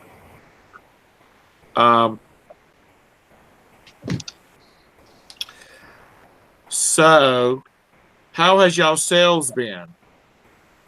They were okay today. They were kind of not that great during the week, but then I started actually listing more stuff, and that seemed to help. It's funny that you mentioned that because I've been selling more stuff since I started listing every day. Yeah, it does help. I sold 3 things today. Well, that's good. Ooh. Yeah. You got that good government job, and now you're becoming a big time reseller. You're going to be moving on up. I sold our conversion more van than today. I do now. Yeah. Do what, Tara? We sold a conversion van today. No, you didn't. Yeah. Was that the It was one? kind of sad in a way. Was that the one that was making all the noise and when y'all drove it to an auction? No, that one we're going to take to the junkyard. That one's pretty rusted out. No, this was the burgundy and white one. Okay. It was kind of bittersweet. I mean, it was kind of sad in a way. We vacuumed it out, cleaned it out. We're sitting in it and stuff. I was like, oh wow, we had a lot of good times in this van. But Brandon grew up in that. those vans are great babysitters when you have a little kid. Yeah. I've been selling a lot of stuff on Facebook Marketplace though too, like just stuff that's too big to go on eBay, and it's like regular generic stuff. I've been just kind of trying to do. I've been just weeding it out. I've been loading the truck and sorting through stuff and that. Yeah, I bought a Swin Airdyne bicycle last week and put it on Facebook. All the local Facebook Marketplace let go and offer up, but yeah, I didn't think I was gonna be able to buy it one week. My back's bad and all that, so I got to kind of put it in the truck. As far as my warehouse, luckily somebody was doing the unloading their stuff. And I got him to help me unload it. But I had one lady already wanted to offer me, like 200. I had 215 on it, but and then she said, well, if the handlebars can come off, doesn't have a way to load it, herself, Also, you got to have somebody to load it. I can't do it by myself. It's pretty heavy. I only paid like $20 for it. It had 30, and I gave the guy, hey, will you take 20 for it right now? And he kind of thought about it. Said, sure. Yeah. And that was early, too. Mr. Sadie said he paid off his truck this week. Cool. Well, that's always good not to have a car payment. But he probably. How about that boat? You got that boat paid off? Because he just bought that new boat. That Jim and Tara was supposed to go test drive for him to make sure it was a good boat. They never did. Yeah, it's hard. I got too much stuff going on right now.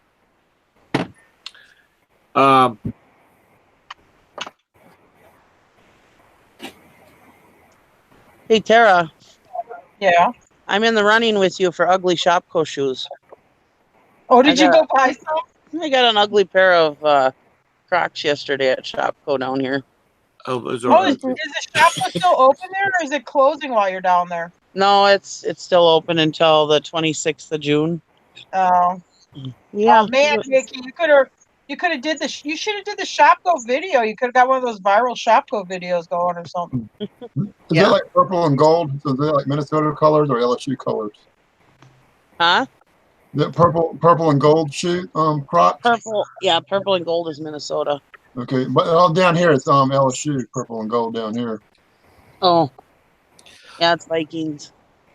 I've got a pair of Croc knockoffs, and I always swore I'd never have a pair of those things because they're so ugly. Well, and I got a pair out of a storage unit. And they were sitting over here in the doorway, and I had to go outside, and I didn't want to go barefooted, so I slipped them on, and I probably wear those things 90% of the time now. Yeah. I have a pair. They're in Kentucky right now, but they are great if you just need a pair of shoes to slip on and go somewhere. And no offense to anybody, because I have a pair and wear them now. I used to always say I will never wear Crocs because that's the first sign that you just gave up. One minute it's Crocs, the next time it's going to be pajama pants while you're wandering around town. The only time I wear socks with my Crocs is in the wintertime. See, I give my Crocs the winter off. I do wear shoes in the winter. Yeah. But then again, y'all don't put your heavy coats on until it's like 20 below zero up there. Yeah. I tried to wear those when they first came out, and I literally got shocked all the time, like static electricity shock, and I can't handle that. Oh yeah, that sucks. I have a pair of real Crocs at home. I love those. Sally, that doesn't have anything to do with the Crocs. It's because you just have an electric personality. Well, this is true, but You light up my life. I have that pair of Crocs, and they're too big for me. And Jim makes fun of me for wearing them. And then one day, I saw him wearing my Crocs around to go outside. My husband and my dad both used to make fun of me and my sister for wearing Crocs all the time. And both of them have a pair of Crocs right now. And my dad, as a matter of fact, who's 75 years old, who said last night, I think I'm going to start wearing these slops all the time. They're pretty comfortable. So And once you talk to people that never wore them, they wear them. They said they never wear anything else. Yeah, they're So, so comfy. and I never I wore love any them. points. That's really comfortable.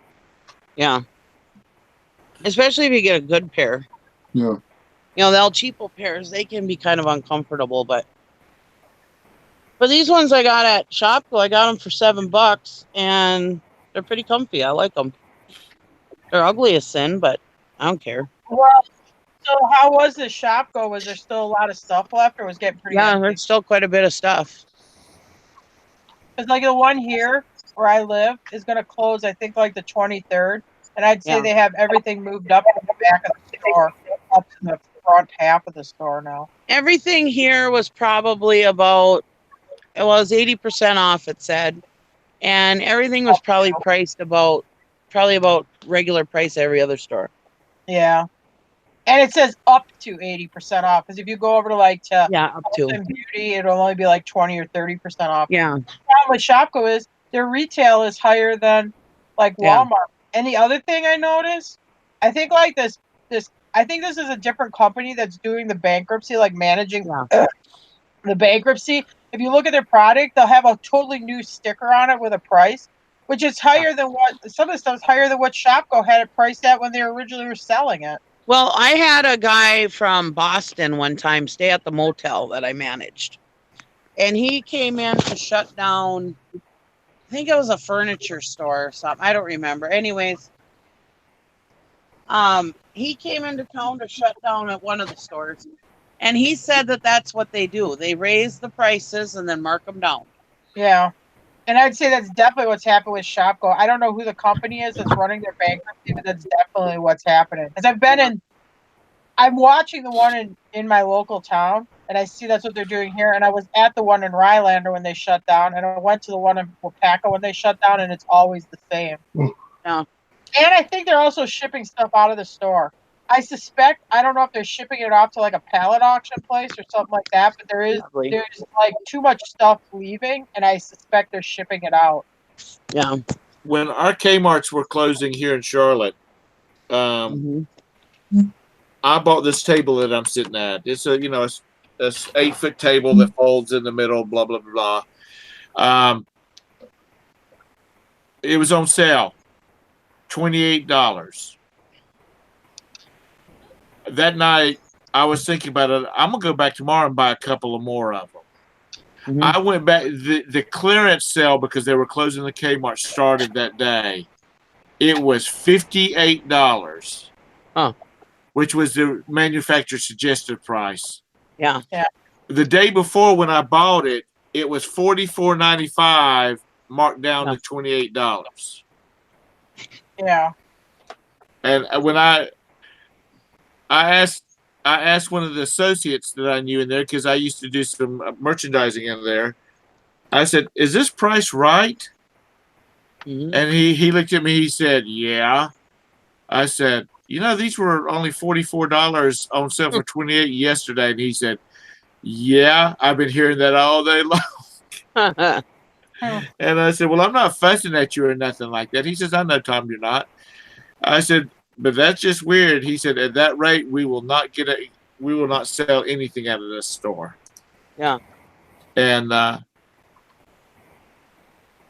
anyway, I ended up getting one more for $28 because the guy that would for the company that was clearing the store out, liquidating the store. He said, "Well, since you got it for $28 yesterday, I'll give it to you." Well, first of all, he's gonna give it to me for their regular price of $44. And I said, "No, that's okay." He says, "Well, I'll give it to you for the sale price that you bought one yesterday for $28." Well, if you're going to do the Shopko closing, you definitely have to loiter. I mean, you got to try to wait till the end. Like at Wapaka, I checked out when they went to like 97% off. But I mean, we bought like $5,000 worth of stuff for. I mean, if we would have paid, the 90% off, that's still $500. You got to try to get that because it's a lot of low end crap. I mean, you got to get that shit as cheap as possible. Yeah, she talks smart now. that day. Well, my hip was hurt. My hip hurts. How much longer is this going to take? I look at her. I'm like, oh my God, you cannot go weak on me now. We trained for this, and now it's game day. And you're crying on the bench right out loud. Get your ass out there and play. Well, if I could have sat down for a couple minutes, but you walk around a store. My sciatic's bothering me, and my hip is just screaming. And I got Mr. Drill Master there drilling me on this thing. I'm sure the store manager knew something was up when Jim walked in there with a bucket of chicken. He did. But they would follow us around because we tried to go in a part of the store and loiter, and next thing you know, we'd have one of their management team would be like hovering around us. We'd have to go to a different part of the store. They were totally on. They'd look at our carts. I mean, we have these heaping carts, and we've been in the store now for 4 hours. We got these heaping carts, and Brandon's pushing one, I got one, and Jim. And I'm like, Brandon, keep shopping. He keeps sitting down. I'm like, don't loiter. Keep moving. You got to look like you're shopping. Pretend you're holding stuff. And I'm like, oh my God. But like when you go into a fire, you usually you always have at least 2 guys on a hose. The 2 firemen, if you see them, they'll look each other in the face like, okay, we're ready to do this, right? Game on. Okay, I'm looking at her, and all I see is the face starts to wash out. I see weakness. I'm like, oh my God, I got no hand. I'm all by myself here. So anyway, yes. They were selling. Go ahead, Nikki. Sorry, they were selling those mannequins for like $80. They're getting like $80 a piece for those mannequins because almost all the mannequins there, because they're selling all the fixtures now. Yeah, we never really had mannequins at the Eagle River store, and I don't remember seeing them in Rylander. Right. I did buy the shoe things, the things that measure your feet for the Payless shoe part. Yeah. I sold one of those for like $30 a couple days ago. I still have the other one listed. So if you do the shop go clearance, make sure you hit where the shoes used to be, because somewhere in there you could have the shoe measure, and they'll charge you $1 for it. What's called a Brannox device? I didn't see a shoe measurer there yesterday. But I was mainly just looking to see if they had some cheap shoes. I was looking for shoes specifically. I wasn't looking for reselling stuff. I was looking to find shoes. I was because I went to Walmart, and at Walmart you can only find shoes that have like flat bottoms. None of them have good traction anymore. You can't find shoes with good traction anymore. But I ended up getting these Crocs, and then I ended up getting another pair of shoes for like $17, but they're just Champions. They're not that great, but they were better than what I was wearing. So, oh yeah, those people were totally onto us. We have our 10-year-old sons buying like, I don't know, 40 pounds of makeup. Yeah. Yeah, they told me what you were doing. Girl makeup and lipstick and stuff. Yeah, they were definitely onto us. I want to go into the store and take a picture because I got a big sign. I swear it's this what it says. Oh, this is our local store. Yeah, it's got all these different things with what % off they are. Big cardboard sign, panties, 80% off. I look at the sign and go, well, that's the way I like them. I go, 60% is good, but 80%, close deal. Listen to Jim attacking the Shopco makes me think he was getting ready to retrieve the vice president from a group of terrorists that was had kidnapped him. You know how he just talked, how he was with me at Shopko? That's how he is if you go to Disney with him. And if you get weak or whatever, he freaks out on you. We start getting tired if you vacation with Jim like at Disney, go to the Hall of Presidents. It's your only chance to take a break. It is cool in there. They had good air conditioning in there if you get hot. They're the Carousel of Progress. That's a good one too. I've taken a nap on the Carousel of Progress when I got a little tired. Some friends of mine said they get on the monorail and make about 5 trips around the whole park. No, he won't let you leave the park. You can't leave the park because he only will do 1 park a day. You don't do park hoppers unless you get them for free. You do 1 park a day and you can't leave the park. So if you're in the Magic Kingdom, you're going to stay in the Magic Kingdom from the time it opens till the time it closes. They charge you extra for the park hopper. They should charge you less because when you use the park hopper, you're going to blow 45 minutes to an hour getting to the next park and actually getting in it and getting into a line for a ride. You're going to lose like 45 minutes to an hour, and they know that. They know they make double money on that park hopper. You need to sit plant your ass in that one part and just hammer it. Lord have mercy. We're gonna have a situation. Nick, are you gonna do that shopper closing when it closes up by you? I'm hoping to. You should do a video. I mean, it depends what goes on, but yeah, I'm hoping to do it. I'm also going to do another one that's close by me. It is Hopefully. a fun video to do. It depends. It depends what I'm doing. I mean, I got mowing and stuff, so we'll Oh my see. God. But We get done checking out Brandon's cart, and right as I'm paying the last receipt, because they got to break you up into these small receipts, otherwise it overloads the cash register. They make the announcement. The guy watching me pay, goes, "Okay, everything's $5 a cart." I thought Brandon, he's like, "Oh," he looked like he actually was starting to tear up because he thought he had spent too much money and he wanted to get it for $5 a cart. Like, Brandon, there's no way they're gonna let you have that for $5 a cart. yeah. We went to that estate sale on Sunday, but he was sleeping in. We went to an auction day before he slept in. So I come home, he's like, "Where'd you buy that stuff?" I go, "Oh, there's a estate sale down the road, but there's nothing really left." He is so mad, he's all like choked up. He's like, "Oh, I wanted to go too." He's like, "Well, I'm just gonna ride my bike down there." I'm like, "All right, I'll drive you down there so you can go see if you find anything to sell." Anyway. I remember he used to get mad when he had to go to stuff like that. Oh no! Like, now I don't want to go. I gotta go. As a way to make money. No, he's totally. Now he's totally into it. I give him his own money when he sells stuff. He spends his own money to go buy new stuff. Yeah. It's funny how it changes. He's a source of income, and he does love money. Yeah. Yeah. Now that he's more involved in it, he's like, "Oh, I love this now." Yeah. That's fun. And he's a miser with his money. He won't spend his money on other stuff. What are you taking pictures? No, I'm going to No, I'm not turning my camera on because I'm all dirty from walking in the barn. You bought a bunch of bubble lights. Okay, goodbye. I'm not turning the camera on because I'm filthy. I'm not doing it. Do not do it, please. Don't worry. No, I am worried. I want you to not do it. Go. Don't worry. I'll just cover your face. No, I don't want. Okay, do you want me to do the typing on those? Because if you make me do this, I'm not typing. Goodbye. Go. I like my eye. By the time he becomes old enough to start dating, those girls he goes out with, he'll be like, "Let's go to the movie this weekend. Let's go to the movie this weekend, but we're going Dutch." Do you know how much money, how hard I had to work for this money? Oh my God! Like one time, I didn't have any cash on me. I like, "Hey, Brandon, borrow me some money." I mean, it's like pulling teeth out of them. Yeah, and I like borrowed 20, and then he's like, "Okay, but you have to pay me back by this date." And I had to pay him $2 interest to borrow $20. It's like I didn't have any cash. I'm like, "Just borrow me a 20. I'll pay you back when I get home." He made me pay him $2 in interest on it, and he said if I didn't have him paid back by a certain date, then I owed him like $10 in interest. Yeah.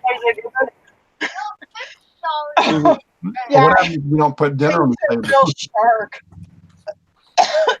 You better pay your bill on time. I know. He might have a couple of sixth grade girls come have a conversation with you, but yeah, we have a situation. You owe us some money. Yeah. Okay, if you want to borrow money from me anytime. How much money you got left? Did you spend it all? No. If you want to borrow money from me, you better pay me back by a certain date, or I'll charge you extra money. If you don't pay that money, I will come to your house and slash your tires. Okay, go. No. Mini shark there. Jim is cleaning him Brandon, up. honey, that's illegal, buddy. Goodbye. Don't talk like a bitch. Tara, I would just suggest you keep a little cash tucked away in your car somewhere. Yeah. Because I'm gonna tell you what, those interest rates are a little high. I know. I agree. Oh, except when he borrows money from me, he don't have to pay me back. Then he exchanges it and work. Oh yeah, okay. Well, that's different. Oh yeah, he's helping me like, and then like we loaded up these shit. Oh, be quiet, I'm talking. He said, okay, we're loading up these pieces of sheet steel, but they had some dirt in them. I'm like, okay, you'll sweep this off, and then that will be part of what you owe me.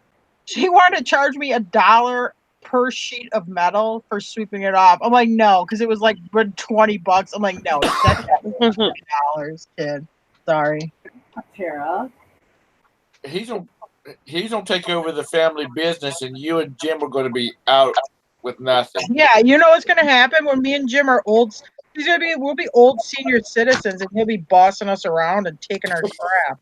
Yeah, he's gonna be making you guys work for him. Yeah. He takes our stuff, and then he'll be like, "Oh, can I have this?" I'm like, "No, it's mine yet. You can have it when I'm dead."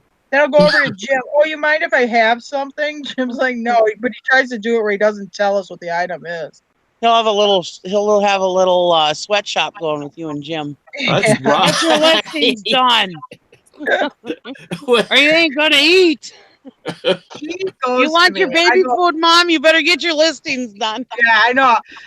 I would probably prefer to be in a nursing home. Anyway, he goes, "Don't worry, Mom. I'll never put you in a nursing home." I go, "Well, Jim, Brandon, maybe like when you're an adult and you get married, your wife might not want to be living with your old, droopy George mother or something like that. You might have to. Maybe it'll be okay. It'll be okay. I could be in like an old person area or retirement community or whatever."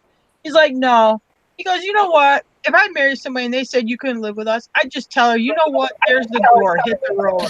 I made the money. I own the house." I'm like, "Oh, that would work real good for you." Well, that's good. At least you know you'll be taken care of. I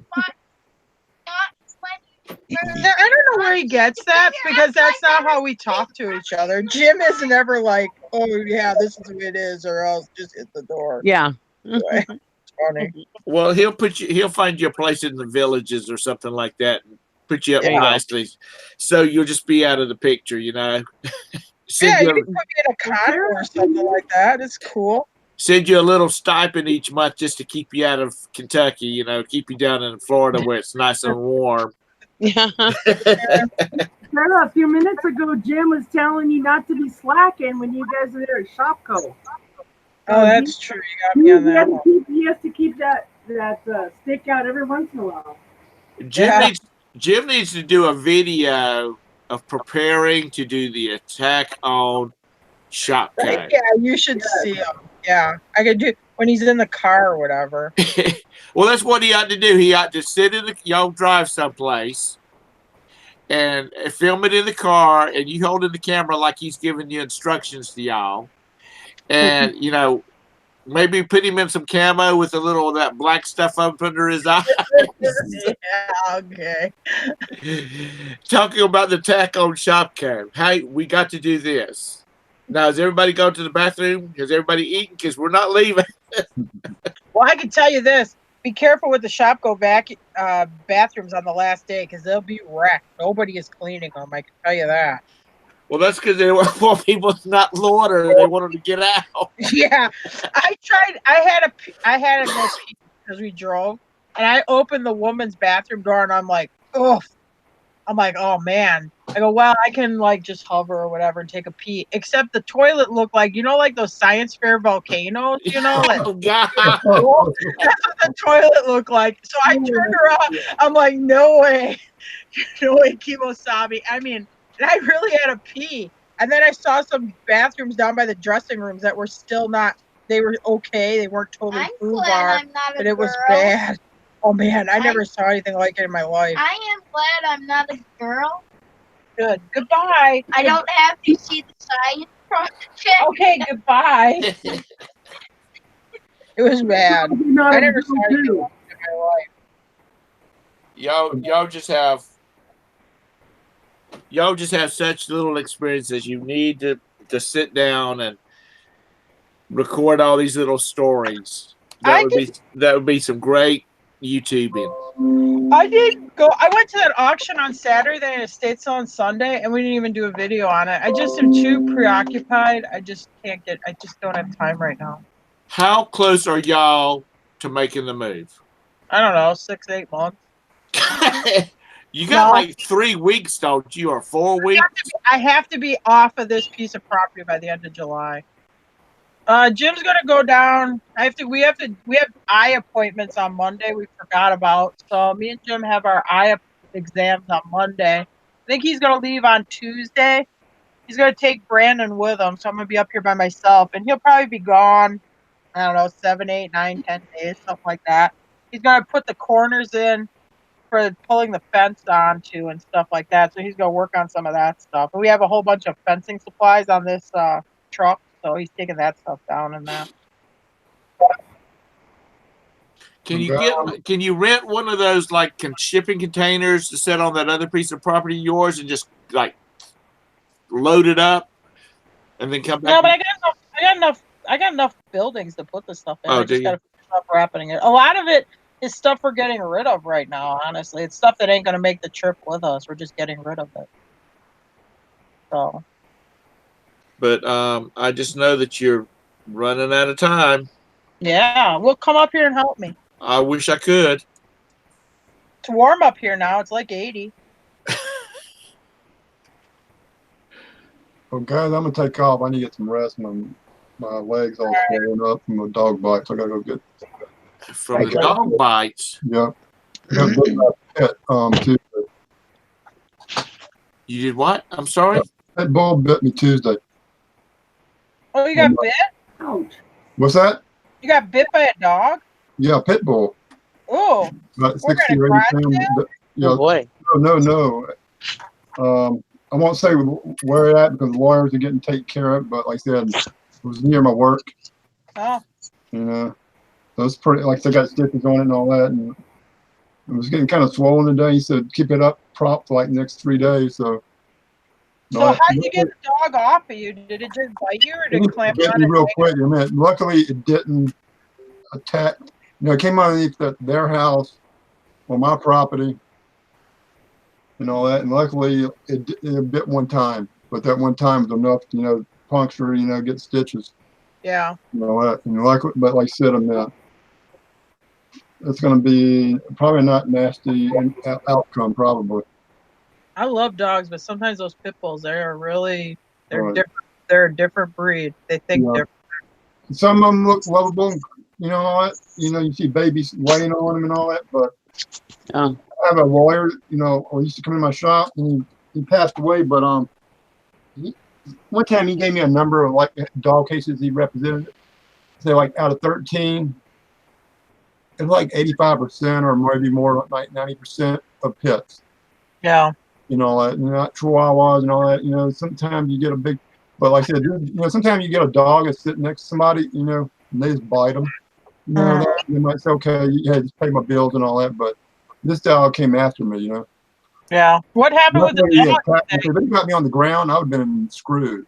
Yeah. I mean, what happened to the dog? Did they like confiscate it or no? They finally came and got it because, you know, I read up on that night it happened. They're supposed to keep it 10 days and all that. Oh, they didn't grab it that same day.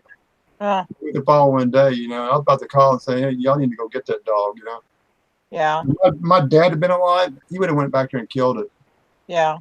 On the spot. And he would might have been in jail for shooting it, but like I said, But like I said, you know, the lawyer is going to be taking care of it, you know. Yeah. Well, I hate that. And the bad thing, I work in I'm not sure how many people are listening, but I work in the hood, you know. Basically, my business has been there since 1973, so and the neighborhood had changed a lot, you know. But, you know, my business has always been there, so they had a logging chain on like a puppy pit bull.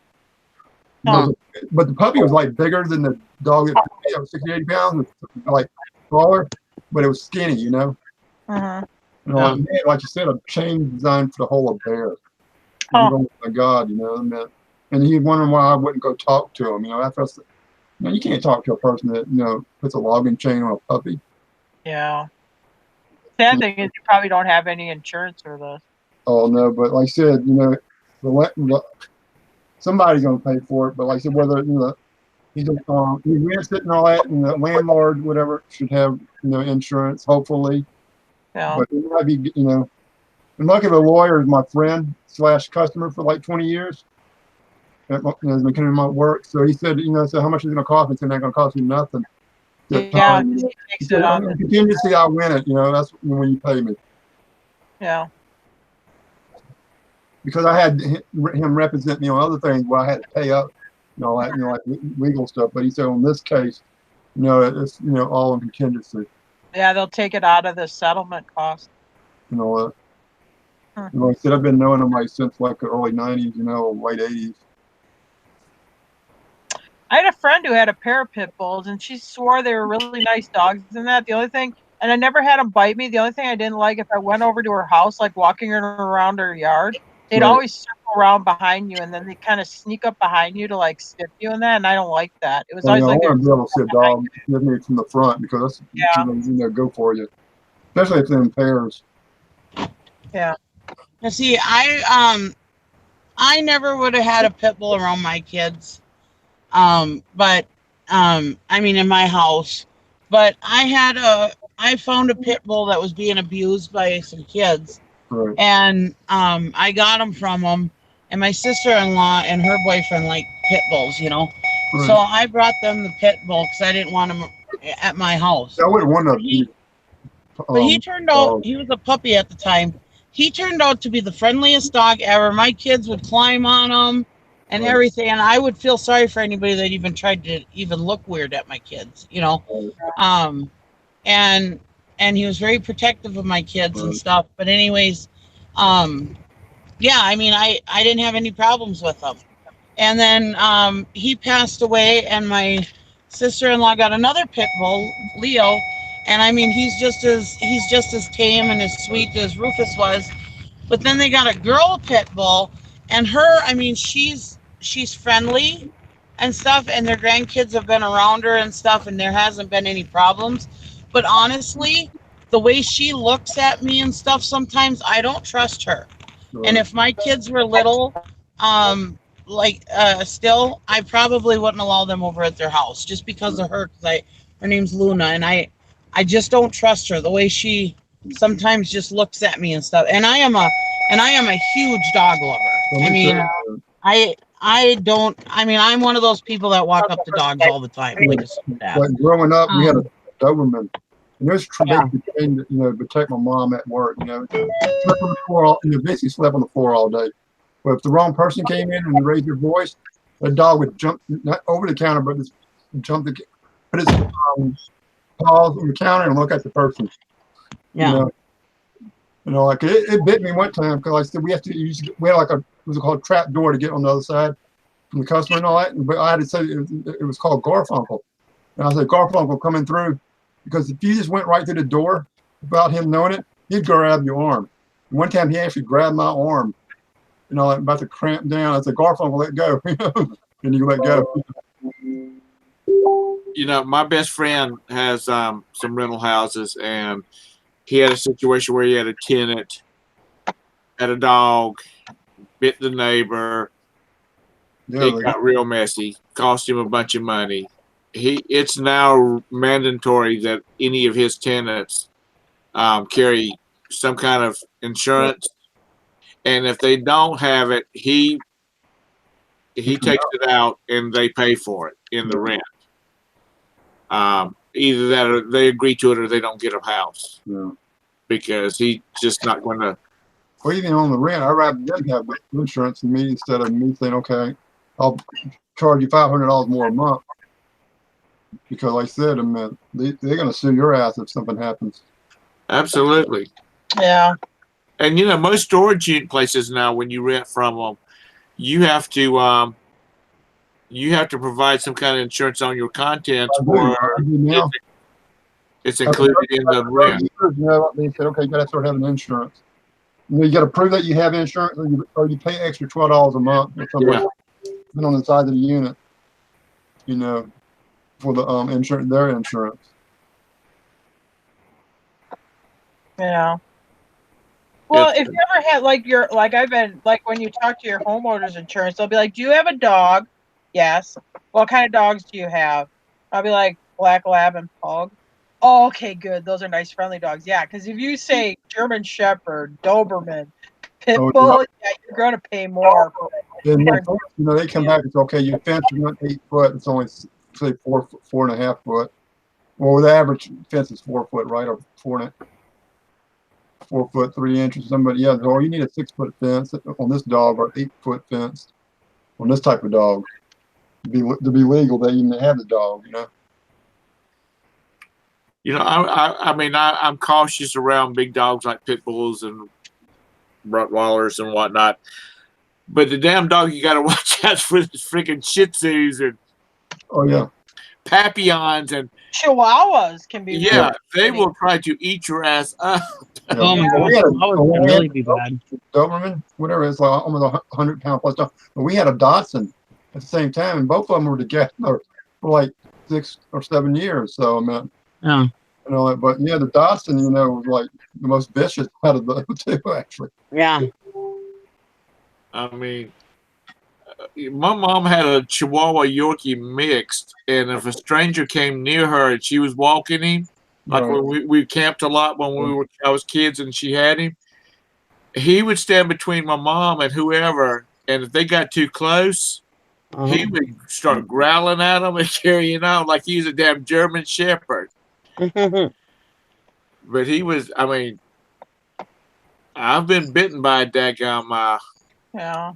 Cocker Spaniel. And I mean, those little dogs are the ones you got to watch out for. Yeah. A Cocker Spaniel? Yeah, I got bit by a Cocker. Kind of weird. I had a Cocker Spaniel. She could be a little bit weird.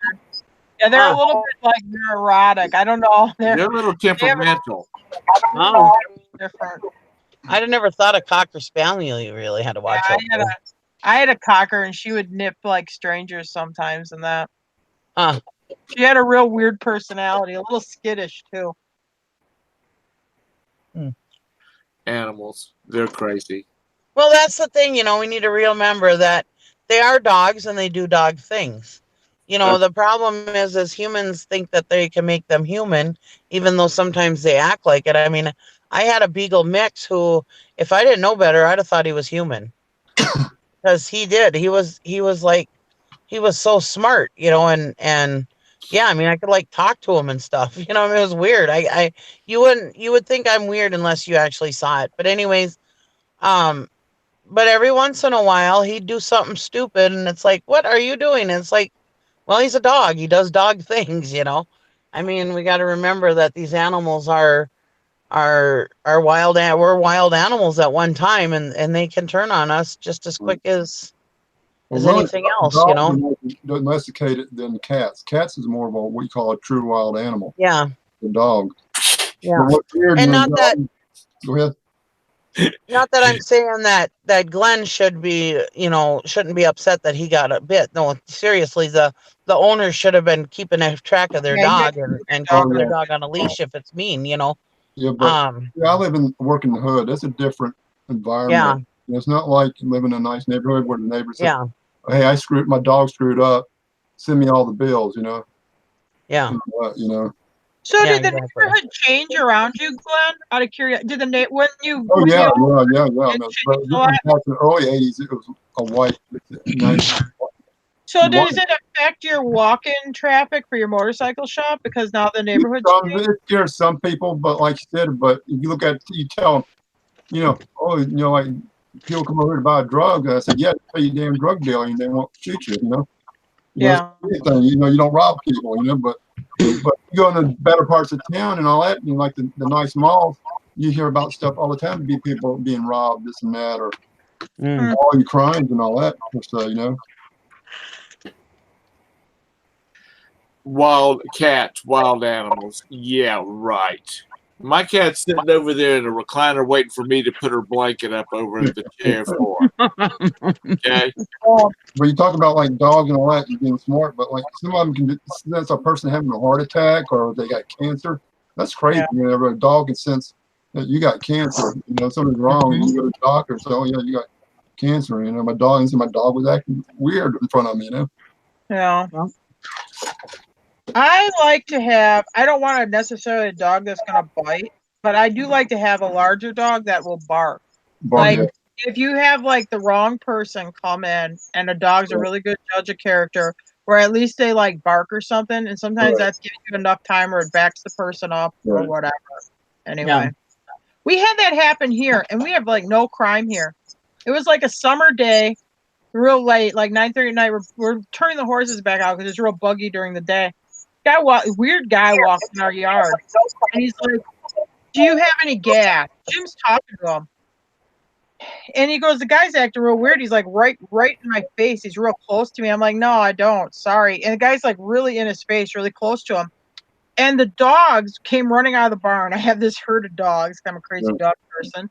And I had this shepherd mix at the time. She comes up there kind of barking, but she didn't bite. And that was enough to make the guy back off. And then he's kind of surrounded by these dogs. And Jim's like, I didn't know if I was going to have to, because all I got is a halter and lead rope. He's like, I thought maybe I was going to have to hit that guy in the head with that halter and lead rope. I mean, the guy was younger and bigger than Jim, Guy walks to his car that's on the road. He's out of gas, starts the car up and drives to town. I'm like, well, that was really weird. It was just a really, really weird thing, the way the guy was like talking to Jim. And that was a day where I was really happy to have those dogs, because it did back the guy off, and kind of like wasn't so much in Jim's space. Let's put it that way. I don't think, being that I live in the city and I see all these people with all these big, big dogs, I don't think that's right. I don't think if you live in the city, you should have these big ass dogs. Not because it's a nuisance to the neighbors, because I don't pay any attention to them barking unless they're acting, like we don't have, neither one of our neighbors has dogs now, but the ones that lived on one side of us, they had some big dogs, and they would bark because we have squirrels that would taunt the hell out of them. I know they would. Squirrels are the work of the devil, because they would sit over on my fence post for my deck and chirp at the dogs across the fence, knowing that the dogs couldn't get across the fence but drive them crazy. But anyway, I could tell when somebody was in the yards that wasn't supposed to, because the dogs would really like lose their mind. Yeah. But they were not a real big dog, but so dogs barking doesn't bother me. But these people that have these, big, big dogs in these small ass lots, that's not fair to the dog. No. And like I said, cats are. Well, what's worse than that? I live in a cat isn't gonna. If you have somebody break into your house, though, the cat ain't gonna go all ninja and protect you. You have enough time to get something to protect yourself. But I will say this: if you have, like, I have this lab cross, and he's got a great barker on him. He won't bite, but he's got a great barker, and he looks tough. It gives you enough time where it backs the person up. Where if it is a bad situation, they're a great alarm, and it gives you enough time to get something to defend yourself with. Well, if they, they get through the security system, then we're wide awake, and we know somebody's in the house. Yeah, and my dog's going to be attached to him somewhere then, hopefully. At least barking at him like crazy. I just Did you see this? There's a video of this kid. He's like from Alabama. He's funny. And somebody broke into the house and stole something and was running out of the house or something. So he shot the guy with like a .22 rifle, and he shot him through the leg. And this kid's got this southern accent. He goes, "Yeah," and he cried like a baby. It's like on YouTube. It's like news interviews or whatever. But this kid, he's like saying, "Yeah, so I got my .22, and I think he says it has like a scope, and I shot him through the leg." He laid there crying like a baby.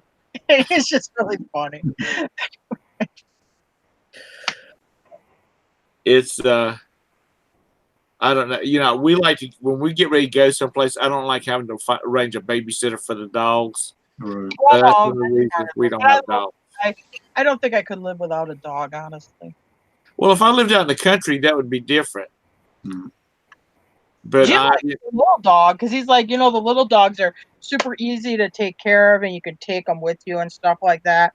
I always will have one big dog, though. He's got this little dog of his. She's so goddamn spoiled. You can't even hardly stand her. I mean, she's just the most spoiled, rotten, shitty little baby pug you've ever met. I mean, who is that? Horrible. Mabel. She's spoiled. Well, where I live at now, right now, it's a 28 apartment complex where I live at. This little section I'm in is like 12 on this side, 12 on that side, maybe 10 of. There's probably 5 pits in this complex. Oh, really? They let them have dogs? Like probably 5 pits, 1 bulldog, a large American bulldog. I mean, one of the bear types. But it's an apartment, and they got a little field next door. They walk it and let you go to the bathroom in, but A lot of these people working, they just stay inside the apartment all day. If I was the landlord, I wouldn't allow that. I'm surprised. Well, Jim used to have rentals, and he didn't let anybody have dogs in the rentals because you always would have people irresponsible where the dog would be doing damage to the rental. Right. Yeah, my neighbors next door that rent their house out, they used to allow dogs, and they don't now. You know, people say, "I'll pay a deposit." He's like, "No, there is no dogs. There is no animals." Because if a dog's pissing shit the floors up, it's a huge expense. Especially if you got carpet, and really worse. or something like that happens, like Glenn, like you get bit. And the other thing is, like, they had duplexes, so they'd have like a small yard, and then you'd have the yard all dug up because they'd have the dog tied up out in the yard or whatever. You know, it would be. Well, Jim treats all renters like orangutans. He said they're all orangutans until they prove me different. Because he's had people where he thought he knew them; they were really good people. Like this woman, he's like, I gave the reference for her because I knew her. She was a really good person. Stops paying the rent. We show up there. She left the house up here in the middle of winter. Heat ran out of propane. Heat went out. The pipes are busted. The basement's flooding. And he goes down in the basement. She had a toddler or a baby. He said there were garbage bags that the dirty diapers were as high as my eyeballs in the basement. And he goes, I had to clean them out. The driveway wasn't plowed, so he's pulling a snow sled up the driveway with these dirty diapers, throwing up on the way up the driveway. When we had Brandon, he can't stand the smell of like baby powder, baby lotion, baby wipes, how they have that smell. He goes, it makes me think of that and it turns my stomach. Anyway, it was horrible. Hey guys, I just wanted to say good night. I'm gonna go to bed. Okay, good night. Well, I'm right behind you. Good night, everybody. Good night. See y'all tomorrow. Someday this week. Good night. Good night. Yeah, I'm gonna end it right now too, because it's way past our appointed hour. It's almost.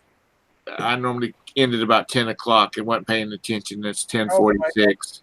Oh, we went too long again. Oh well, we still got people over here in the side, so I guess nobody was really concerned about it. So y'all have a great night. Saying you're supposed to be an hour. Everybody. Thank y'all for coming in. Thanks for having it.